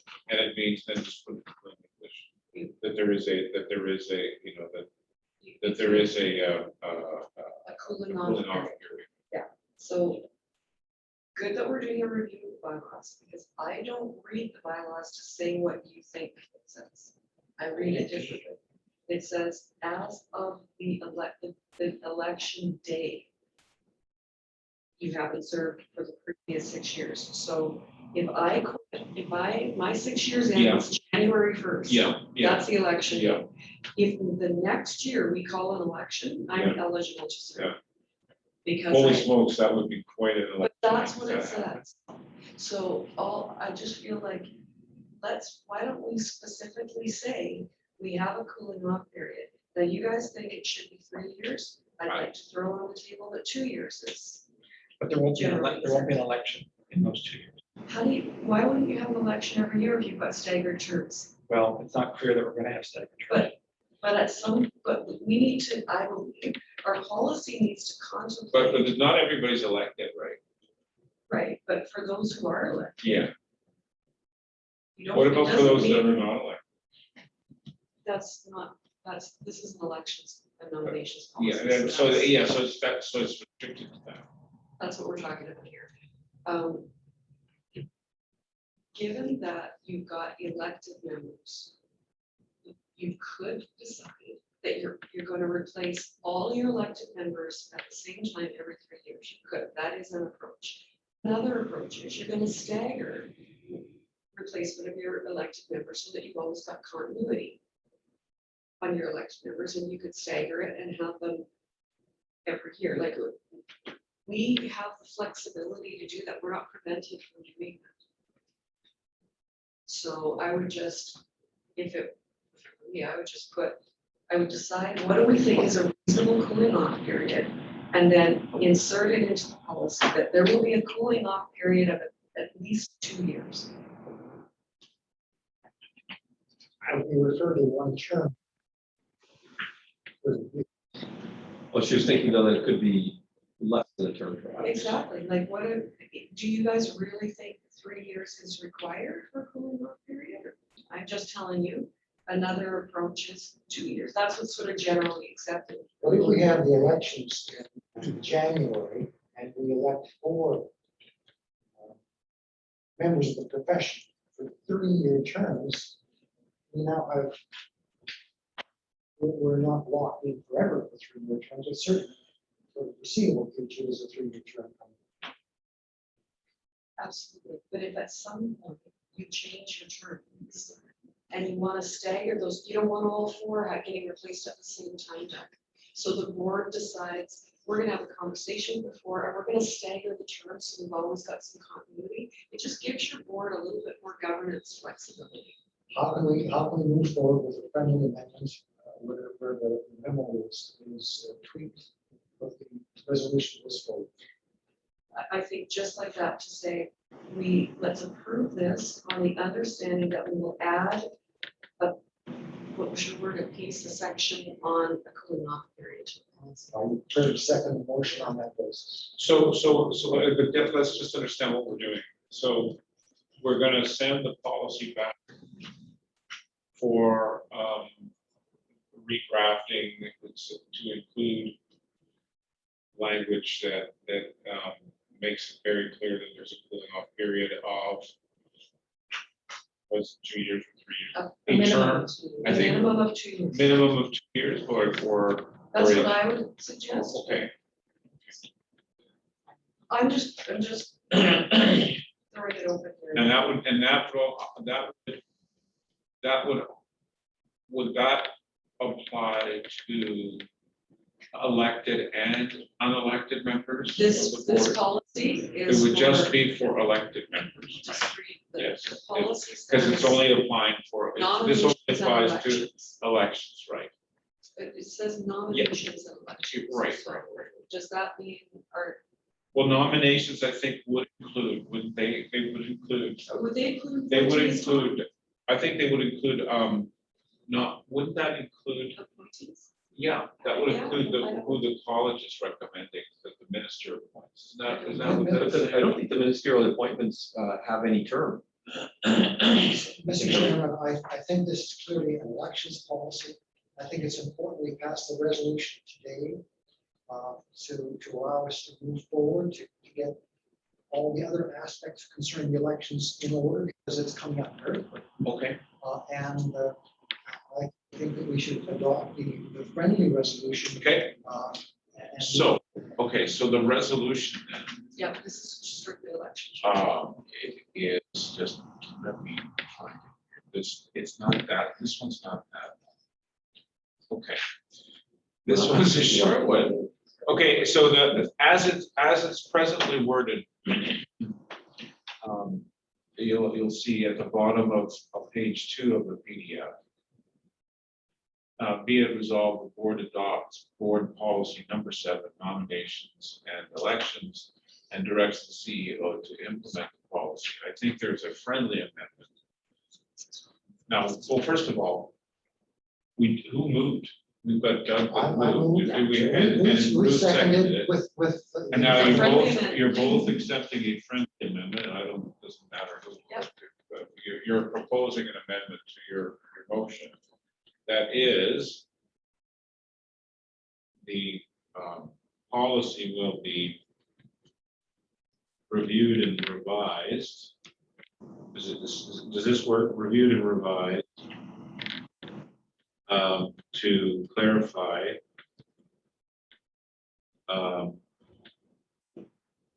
that A cooling off period of 2 years. a cooling off period Of a minimum of 2 years. of a minimum of 2 years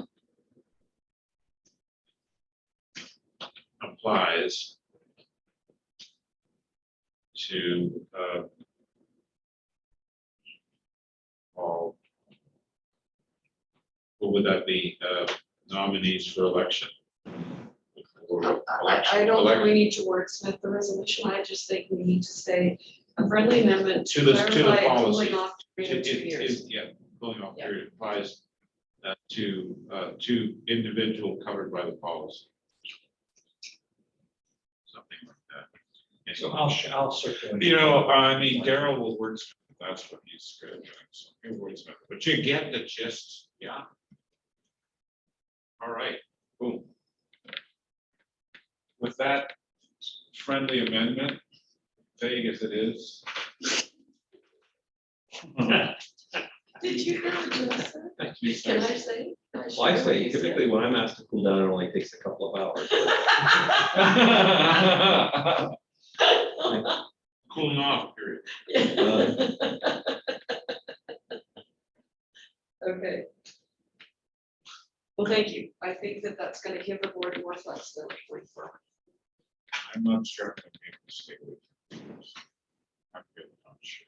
Stay awake. Stay Did you away. say Stay awake. Stay awake. I might not be able to stay awake for the rest of the day, but, okay, let's keep going, let's keep going. All right, all in favor,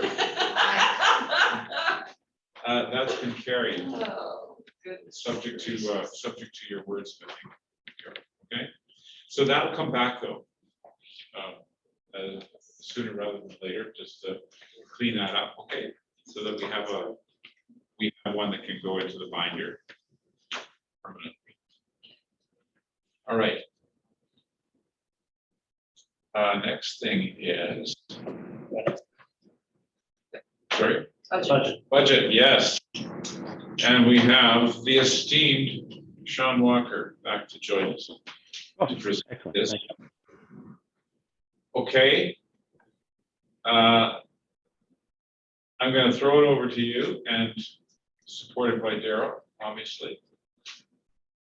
Okay. Perfect. Daryl, did you want to open up with any comments about the budget before I start rolling through the memo and the schedules? No, why don't you go ahead? Very, very wise CEO. They put this stuff at the end of the meeting. So it works. Just an FYI. Just kidding. We're all attentive. I've had my 6th cup of coffee. There you go.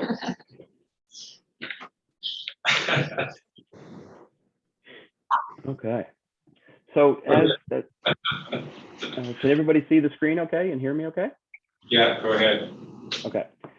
So with input from all of the staff at the college, so Daryl and Jen and Andres and myself, and I also met with Victoria and we got input from Don Thompson as well in building the budget. And then Ruth took a view as well and sent back some questions.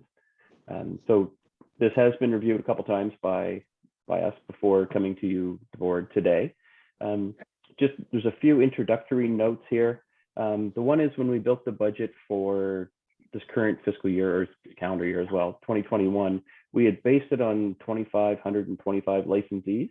And then the actual number came in about 10% less, about 10 with 2261. And we've built the budget for 2022 based on just slightly less than this at 2,250 licensees. So that I'm using the term licensees because we have agents that could be a single patent or trademark agent, or they could hold what we call the dual license and have both a patent and a trademark agent license.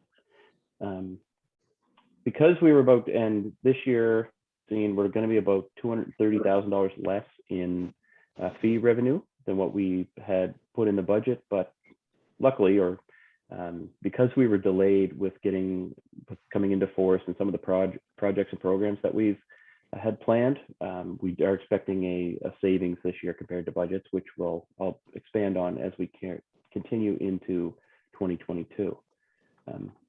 I guess the biggest proposed principle that we've looked at for 2022 was around the fee setting. And last year, when we proposed the budget for 2021, we talked about setting a fee for 2022 around $1,000 per full license.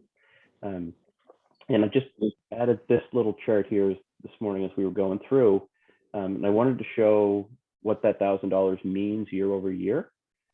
So in 2020, before CPATA came into force, agents were paying between $306 and $357 for each a patent and a trademark to be registered with CPO.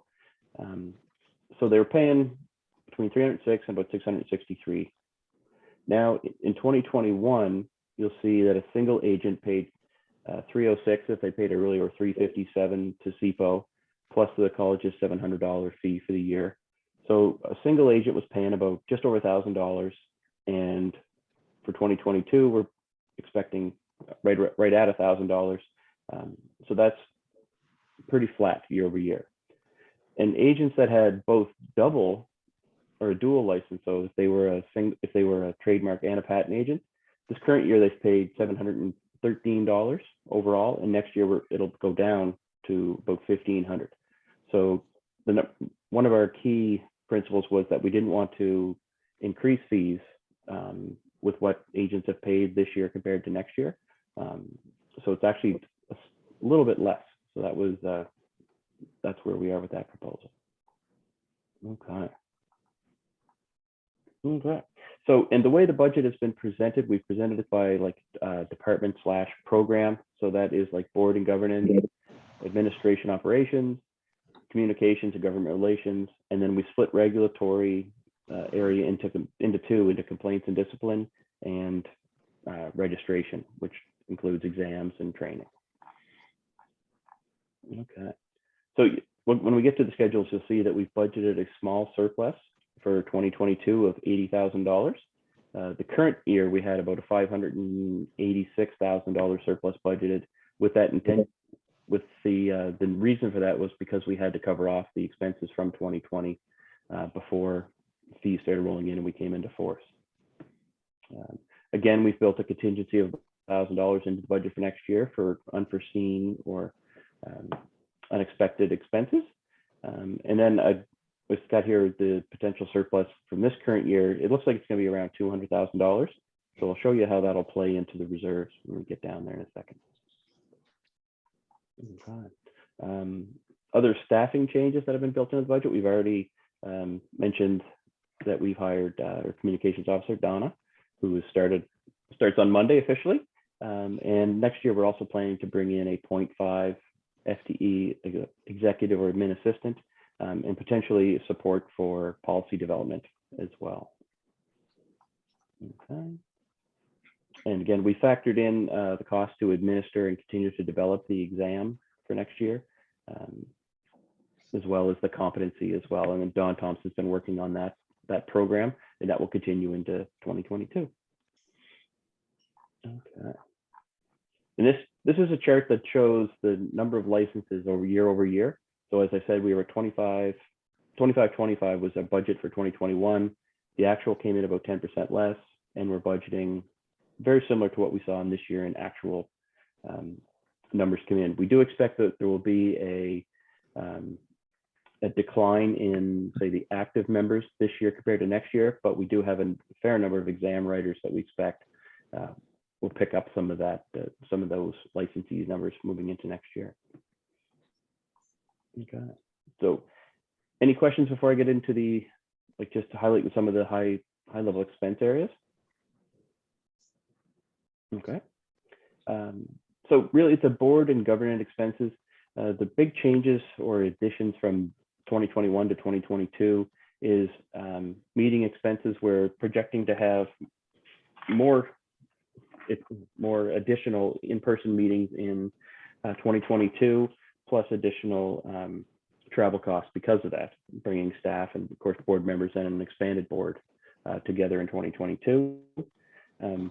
We're also planning to pay remuneration again to the additional board members and committee members. So we factored in a number for that. And Daryl talked earlier about using Boyden or someone to help us fill committee and board positions. So we've factored in an HR recruitment fee for those in addition, as well as staff down below. Okay. Under the communications and government relations section, we've included a cost for consultant to support our work with the federal government and around, of course, policies and relationship building. So that is in there as well. For the complaints and discipline section, so this is where Victoria and I met and went through what we think this area is going to look like for 2022. And we've already seen, as Daryl mentioned earlier, that the number of complaints has already started to increase, and the complexity is there as well. So we've built in costs for Victoria's cost as the acting manager of professional responsibility, plus some additional fees for like legal support, investigative support, and any costs that may come to hearing as well.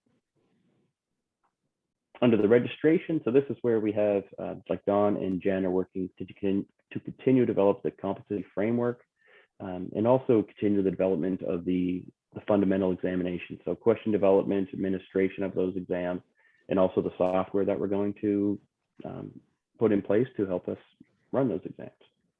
And we also have working groups and consultants that are helping with question development and development of the software as well. Okay. Under admin and operations, this is where we have all of the wages and benefits and salaries budgeted. So you'll see a small increase next year as we've continued to hire the required staff that are coming on board. We've got professional fees in there, so that's where costs for myself and Baker Tilly are involved. Costs for the annual audit, additional legal fees, and office and supply costs. Okay. And then we've talked earlier about the Fentia regulation software program. When in the first couple of years, it was a flat fee as the system was being set up and developed. And then over the next couple of years, the fees are going, as we get more and more modules built and get support from Fentia, our costs are going to go up a bit. And we also have, we're now paying, or we will be paying shortly, a cost per licensee on top of that small, or not small, but relatively small annual license fee. So that will help with development of the additional modules and features such as the discipline, education, credentialing, those types of things. Okay. And we've also continued to factor in recruitment costs for Boyden, our HR support firm or recruitment firm, to help with identifying and hiring those positions I mentioned earlier in 2022. Okay. And then just a quick note on the cash side. We do, with the good, as we move into the reserve discussion here in a minute, we do have a budgeted approximate cash position at the end of 2022 of 340,000, which is good because then it will allow us to move into 2023 as we start collecting fees as well. So we've planned this forward for more than just the next 12 months. It's kind of building for the next, say, 15 months. Okay. Okay, so here's the budget statement of operations or profit and loss. You'll see the fees are pretty similar year over year, even though we have fewer number of licensees or agents than we had planned. This year, because the CPO transfer came in a little bit lower than we had thought, it's made up by us having a full year of fees for 2022. Okay. Here's as I mentioned earlier, there's the increase in the board and committee expenses. So this is for travel, recruitment, committee fees, or committee remuneration for members. The communications consultants, this year we budgeted for a consultant to work quote unquote off the payroll. So that's why, and then next year these costs have been moved onto payroll with Dana starting with us, or Donna, sorry. So that's why that has gone down. You'll see this is the complaints and discipline expenses. So this is what Victoria and I looked at around consultants, legal fees, and the board and committee as we continue those, as we talked about earlier with the committee appointments, remuneration, and the actual expenses for training and actually having the committee meetings. Okay. Here's the cost for the regulation registration. So this is based on the competency framework, continuing the exam software costs and continuing with our support. Down under the administration and operational expenses. So IT consultant, this is where the Fentia costs fall. This is the wages and benefits increasing next year with the addition of new staff. HR consultant, so this relates to recruitment costs as well. So we've hired Andres and Jen this year. So next year there won't be quite as many positions that we need to fill. So those recruitment costs will be a little bit less. Those are the big changes in admin. Again, we have the contingency. And then a quick little note here. We had budgeted a $586,000 surplus in the budget, but based on the current forecast, it looks like we'll be about $785,000, so about $200,000 more, which if we look at the balance sheet or statement of financial position, we budgeted to be $221,000 in surplus this year, but that's actually going to be closer to $420,000. So if we factor that 420 plus the 80 surplus that we budgeted for next year, by the end of 2022, we're projecting to have about $500,000 in reserves, which we'll talk about here in a second with the reserve policy or the thoughts moving forward. Okay. And then included in the package is just a summary of the different revenue items and the fees that we've proposed to charge. And then these again lead into the Schedule A around what will be proposed as well. So you'll see the trademark and patent fees were $700, so just a bit of rounding off there, with a secondary fee at $350. And then next year we're proposing the $1,000 with the multiple license discount of $500 for the next one. Okay.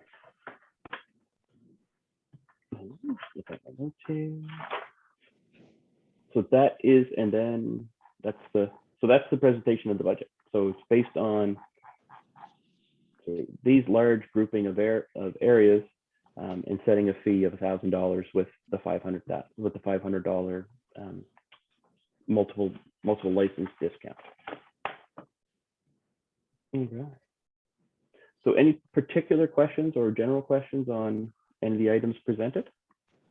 Thompson, yes, go ahead. Sean, I noticed that there's 2 line items that say communication consultants, and I'm assuming that those are for different purposes.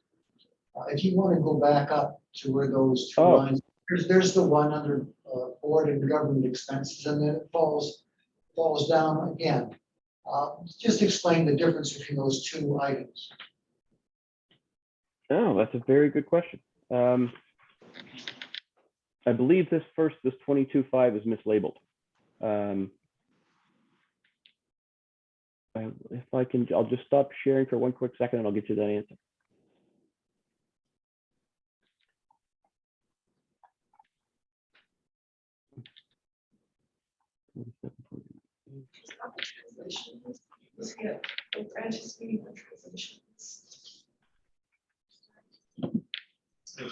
Sean? It's not on my original. Oh, that's sorry. That that relates to the annual report, and the annual report and the AGM. So we do have, that is communication consultant, but it's for the annual meeting and the annual report.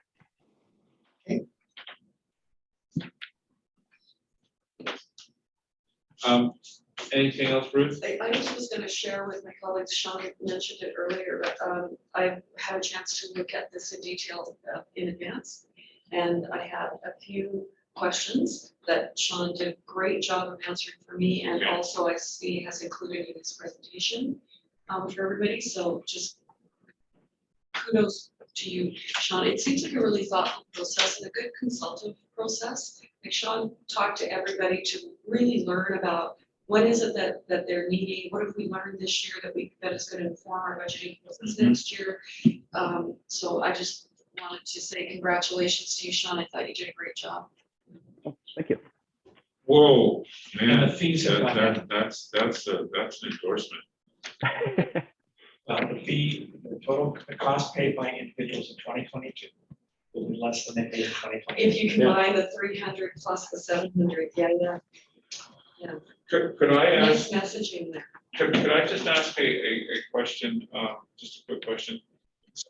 Some of the expenses that are being incurred here look like they're related to the startup, you know, the kind of setting up this regime and that regime. We're getting consultants doing this, that, the other thing.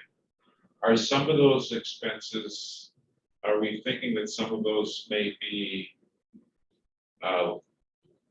you know, will be one time or not ongoing expenses, and there will be more revenue as a result if the fee structure remains the same? So we stripped out as many of the first year expenses as we possibly could. Right. There are a couple of ongoing continue to start up. So there's the bylaw development, which fits into the governance piece. We're not quite sure what that will look like on an ongoing basis. Right. There's the GR work. So Right. we all expect GR will become a permanent part of the budget, but we only budgeted this year for the development of the strategy, for ongoing GR support. So there are a variety like that that may morph into something different. So we're transitioning from some of it still startup, more and more of it's operation. That recruitment piece that's in the HR side will depend on a conversation that we have a little bit later today, because it really depends on what's going to happen with the CEO. So those numbers change. Donna asked a question.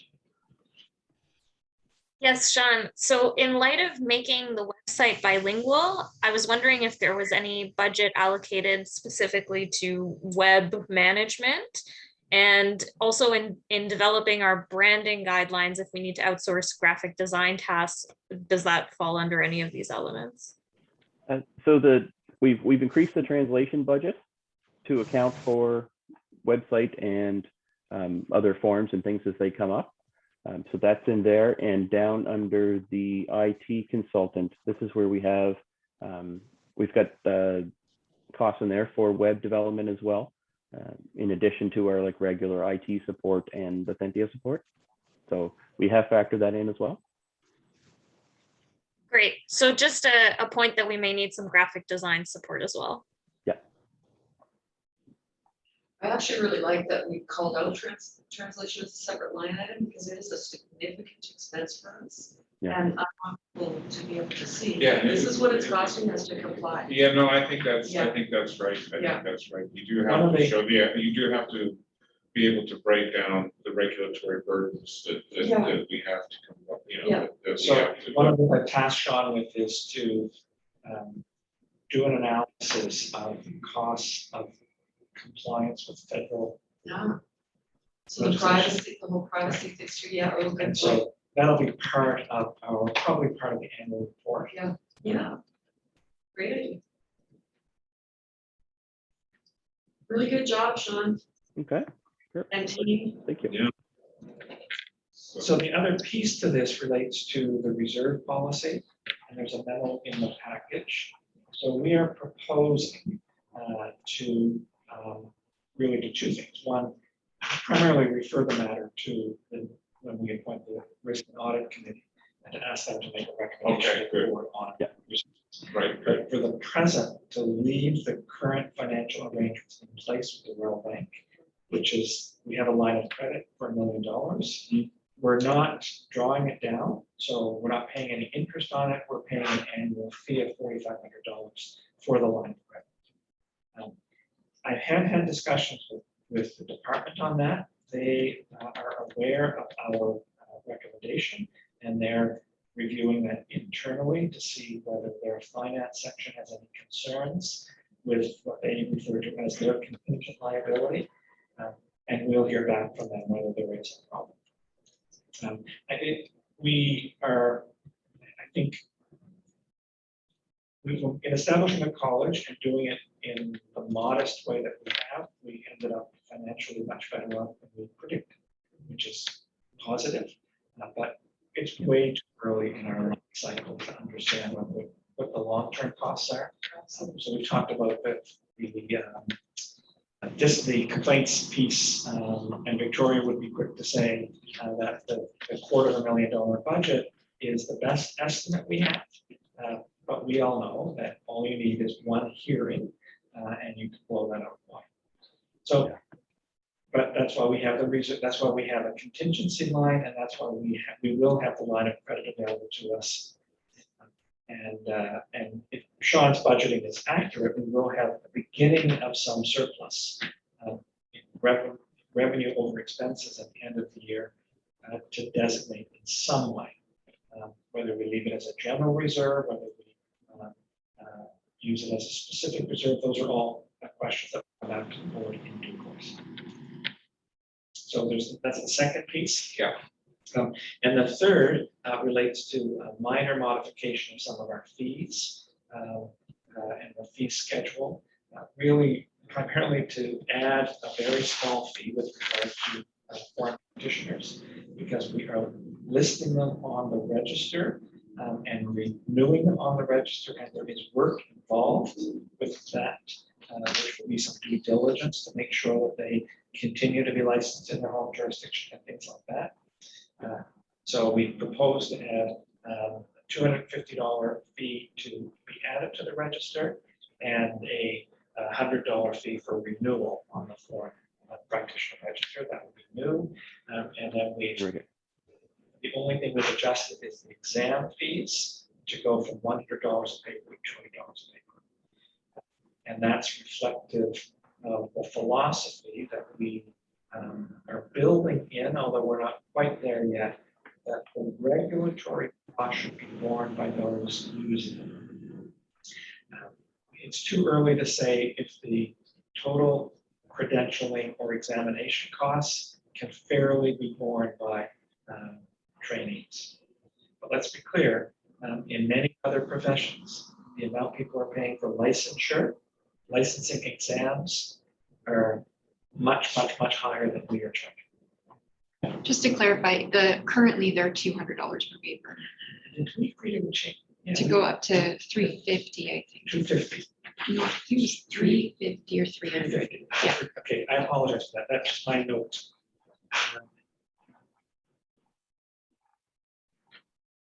okay. Yeah, we had talked 350 per paper. Yeah, that's right. Thank you. And when is the foreign practitioner addition fee will be in effect? This will come into effect for the 2022 calendar fiscal year, Mr. County. In parallel with the renewal period with the Yes, yes. Okay. Any, I will be communicating this to. we might Well, have, we come in this to our 85 foreign practitioners. we only have a mailing addresses for them, so that's the issue. we do have a resolution that I think Daryl's just moving to, basically. Subject to those, any further questions that the board may have, we should probably try to deal with the resolution and move on to the. I only have one question on the resolution, and that is that it refers to it refers work to the audit and risk committee, and we don't have an audit and risk committee yet, so I just didn't know, can we say a resolution that has somebody doing something when we don't have that person? It exists, it just hasn't been appointed. Well, we better get that appointed. Oh my gosh, what a lawyer you are. So that's, you answered that question previously, and that's my answer. Well, so that's true, we don't have one. Right, so I felt it was odd to, you know, create a resolution to give work to people who don't exist. That's what I thought. But they will. Do you? Well, so do you want to do something? No, about I'm it? just saying, like, I didn't think you could do that, but if you guys are the lawyers, if you're saying you can do it. I'm not the lawyer, I'm the chair. I'm just directing the traffic. I don't think there's anything, I don't see any problem in creating this particular task for a committee that we're about to appoint. But we're gonna go.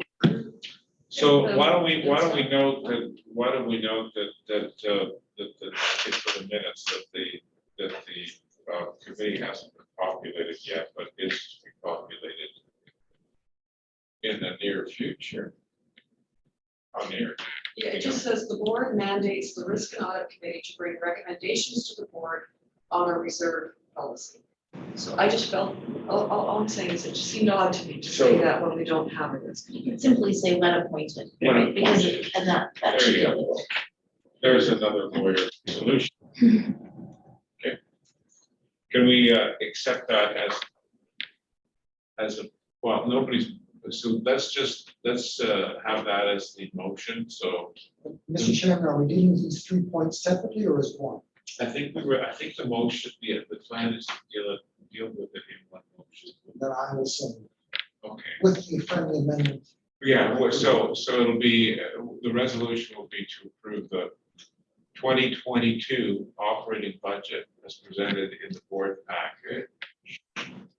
The board mandates the risk and audit committee, comma, when appointed, comma, to bring recommendations to the board on a reserve policy.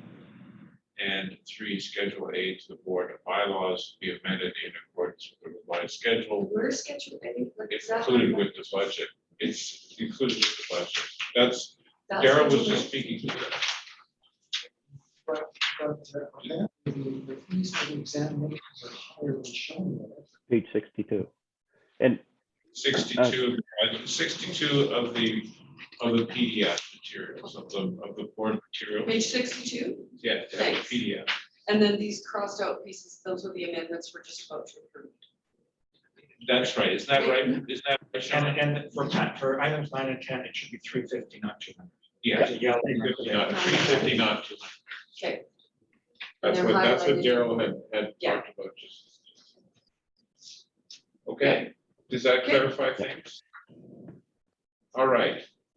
And Doug has made that motion, seconded by Ruth. Thank you. All in favor? The resolution is passed. Okay, thank you very much. Thanks, John. Thanks, Sean. Thank you. So now we're moving on to the last item on the public agenda, which is 4.3 mandatory liability insurance. And again, Darrell? is it this one? Yes. So in the time since our last board meeting, where we amended we had a discussion earlier in October with regard to the liability insurance requirements. We revised and circulated to the professionals revised motion that outlined the requirements, and the recitals were really to explain the rationale for it. Since then, I had numerous discussions with interested stakeholders, including the Law Society of Ontario, Law Pro, and Sue Forbes, who is the Director of Insurance at the Law Society of British Columbia, who was in touch and coordinating communication with us on behalf of the insurance directors for the law societies across the country. I don't think there's almost no dispute at all from non-lawyer agents with respect to the insurance requirements. We have not had a single representation from a firm or an individual patent or trademark agent with the requirement to add a mandatory liability. The only discussions have been with lawyers, and that discussion has focused on whether their current policy protects them.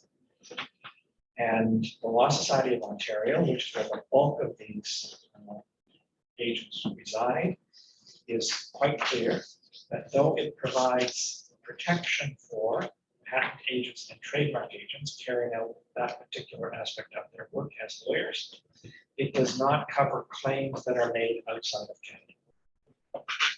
And there's I'll call it a conceit at that point. And at the end of the day, we're satisfied that the only law society that does provide that protection, which would be required by our policy, is the Law Society of British Columbia. And as I said, I understand that the other insurers are looking at whether they can either amend their policies or add a provision to their policy for optional coverage for patent and trademark agents for additional coverage that will protect them.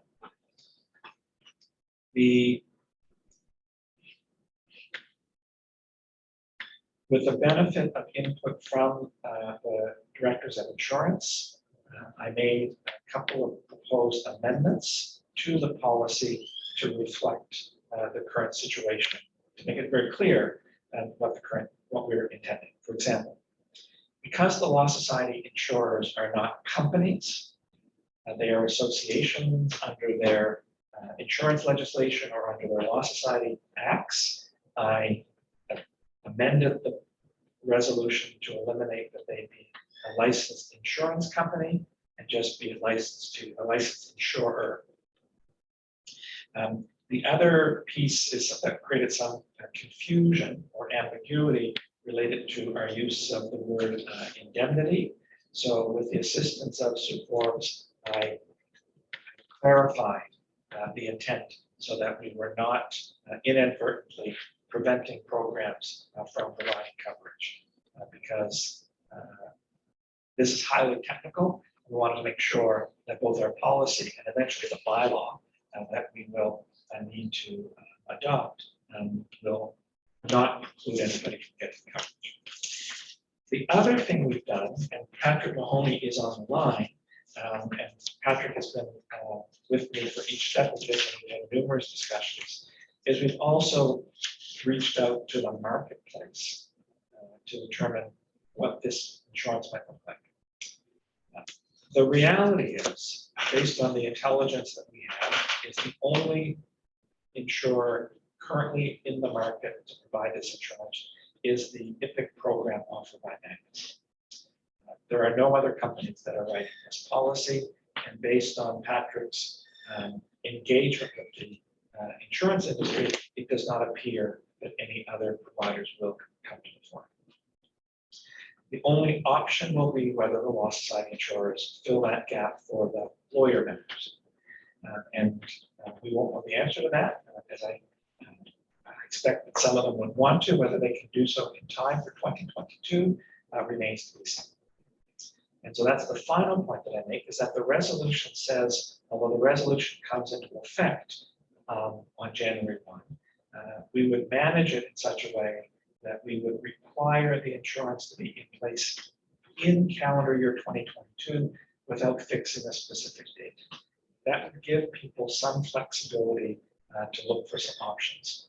And therefore, when people report to us as part of the annual renewal, they would report to us on two things or two alternatives. One, that they have a policy in place, and here's what the policy is. And by the way, we do not intend to ask for written confirmation from an insurer, any additional documentation. We will accept in word the representation of the licensee. So that either that they have insurance in place or they do not yet, but here's what they intend to obtain. And it will come into effect on such and such a date, and then we'll monitor that. I recommend that because it gives some flexibility to people with no substantial risk. It will be they won't be worse off than they are right now, and they will be looking for insurance. So if people want to look for alternatives, it gives an opportunity for that to potentially emerge in the marketplace. So finally, Karima very usefully, again, added a couple of proposed revisions to the recitals to make it very clear. And so the policy, the wording that's before you on the screen, I think is the wording that I would ask the board to include in its final resolution. There will be, there continues to be a very small core of opposition. And the opposition is directed to us, to IPIC, and to law firm. And I say small core, I'm here with one single lawyer at this stage, who is quite vociferous, and I understand her, and I responded to each of the inquiries that's been made of us. I think at the end of the day, we can only agree to disagree. She doesn't accept the policy direction that we have articulated, and thinks it will be punitive on her. And unfortunately, there's nothing I can do. But it has not been addressed by any in any way. So I think that's the proposal, is that the resolution that's before you is the one to be considered. I would just want to, you mentioned before, Tom, it was just Patrick, is there anything that you want to add that I haven't covered? Yeah, thanks, Daryl, and hi, everybody. Yeah, just one comment, Daryl, on your note that there's really one market effectively for this insurance right now. I just want to add that in my view, in my experience, the big firms who have IP practices, the big law firms, are probably already covered for this, and if they're not, it's not going to be a big job for them to get covered. The market that we're talking about through the IPIC program is the small firm market, and they are typically underserved by the insurance brokerage community. And so they are the ones, it is the small firms that are the ones who will in all likelihood be looking at going to the sole provider that we've identified. Big firms, I don't think will have a problem complying with these requirements. That's not surprising. Yeah.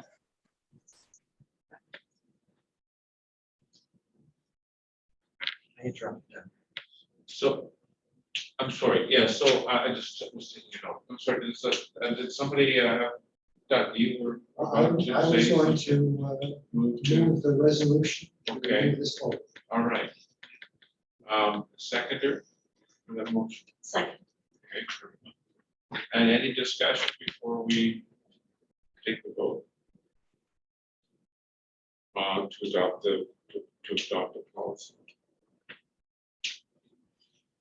Okay, all in favor? Carry. So this will now result in bylaws. So I have retained someone to assist in the drafting of these bylaws. That's where the final governing language will be put in place. And the intent is that we will circulate the bylaws to the profession for consideration before the board reviews them at its December meeting. There is a little bit of timing issue on the bylaws because they do have to be published in the Canada Gazette. And the only Canada Gazette that would work for us really is the one on December 22nd.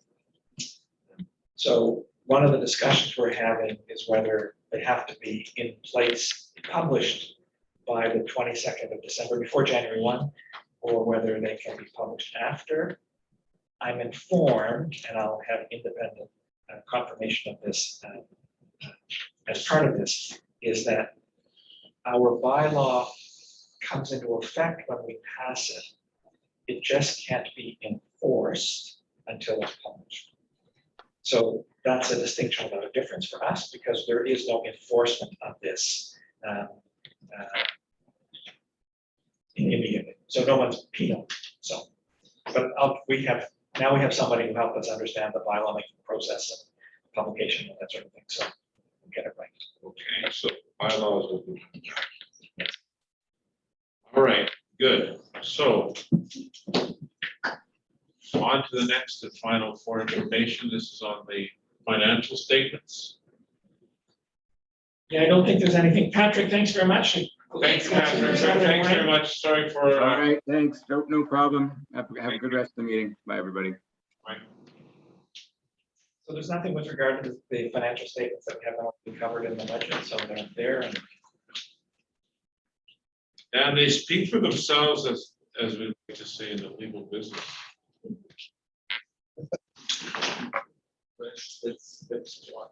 Yeah, okay, so that's fine. So I think we're done for the public part of the meeting, right? Yeah. So Sean. Yes, do we need a motion thank to you. adjourn? Yes.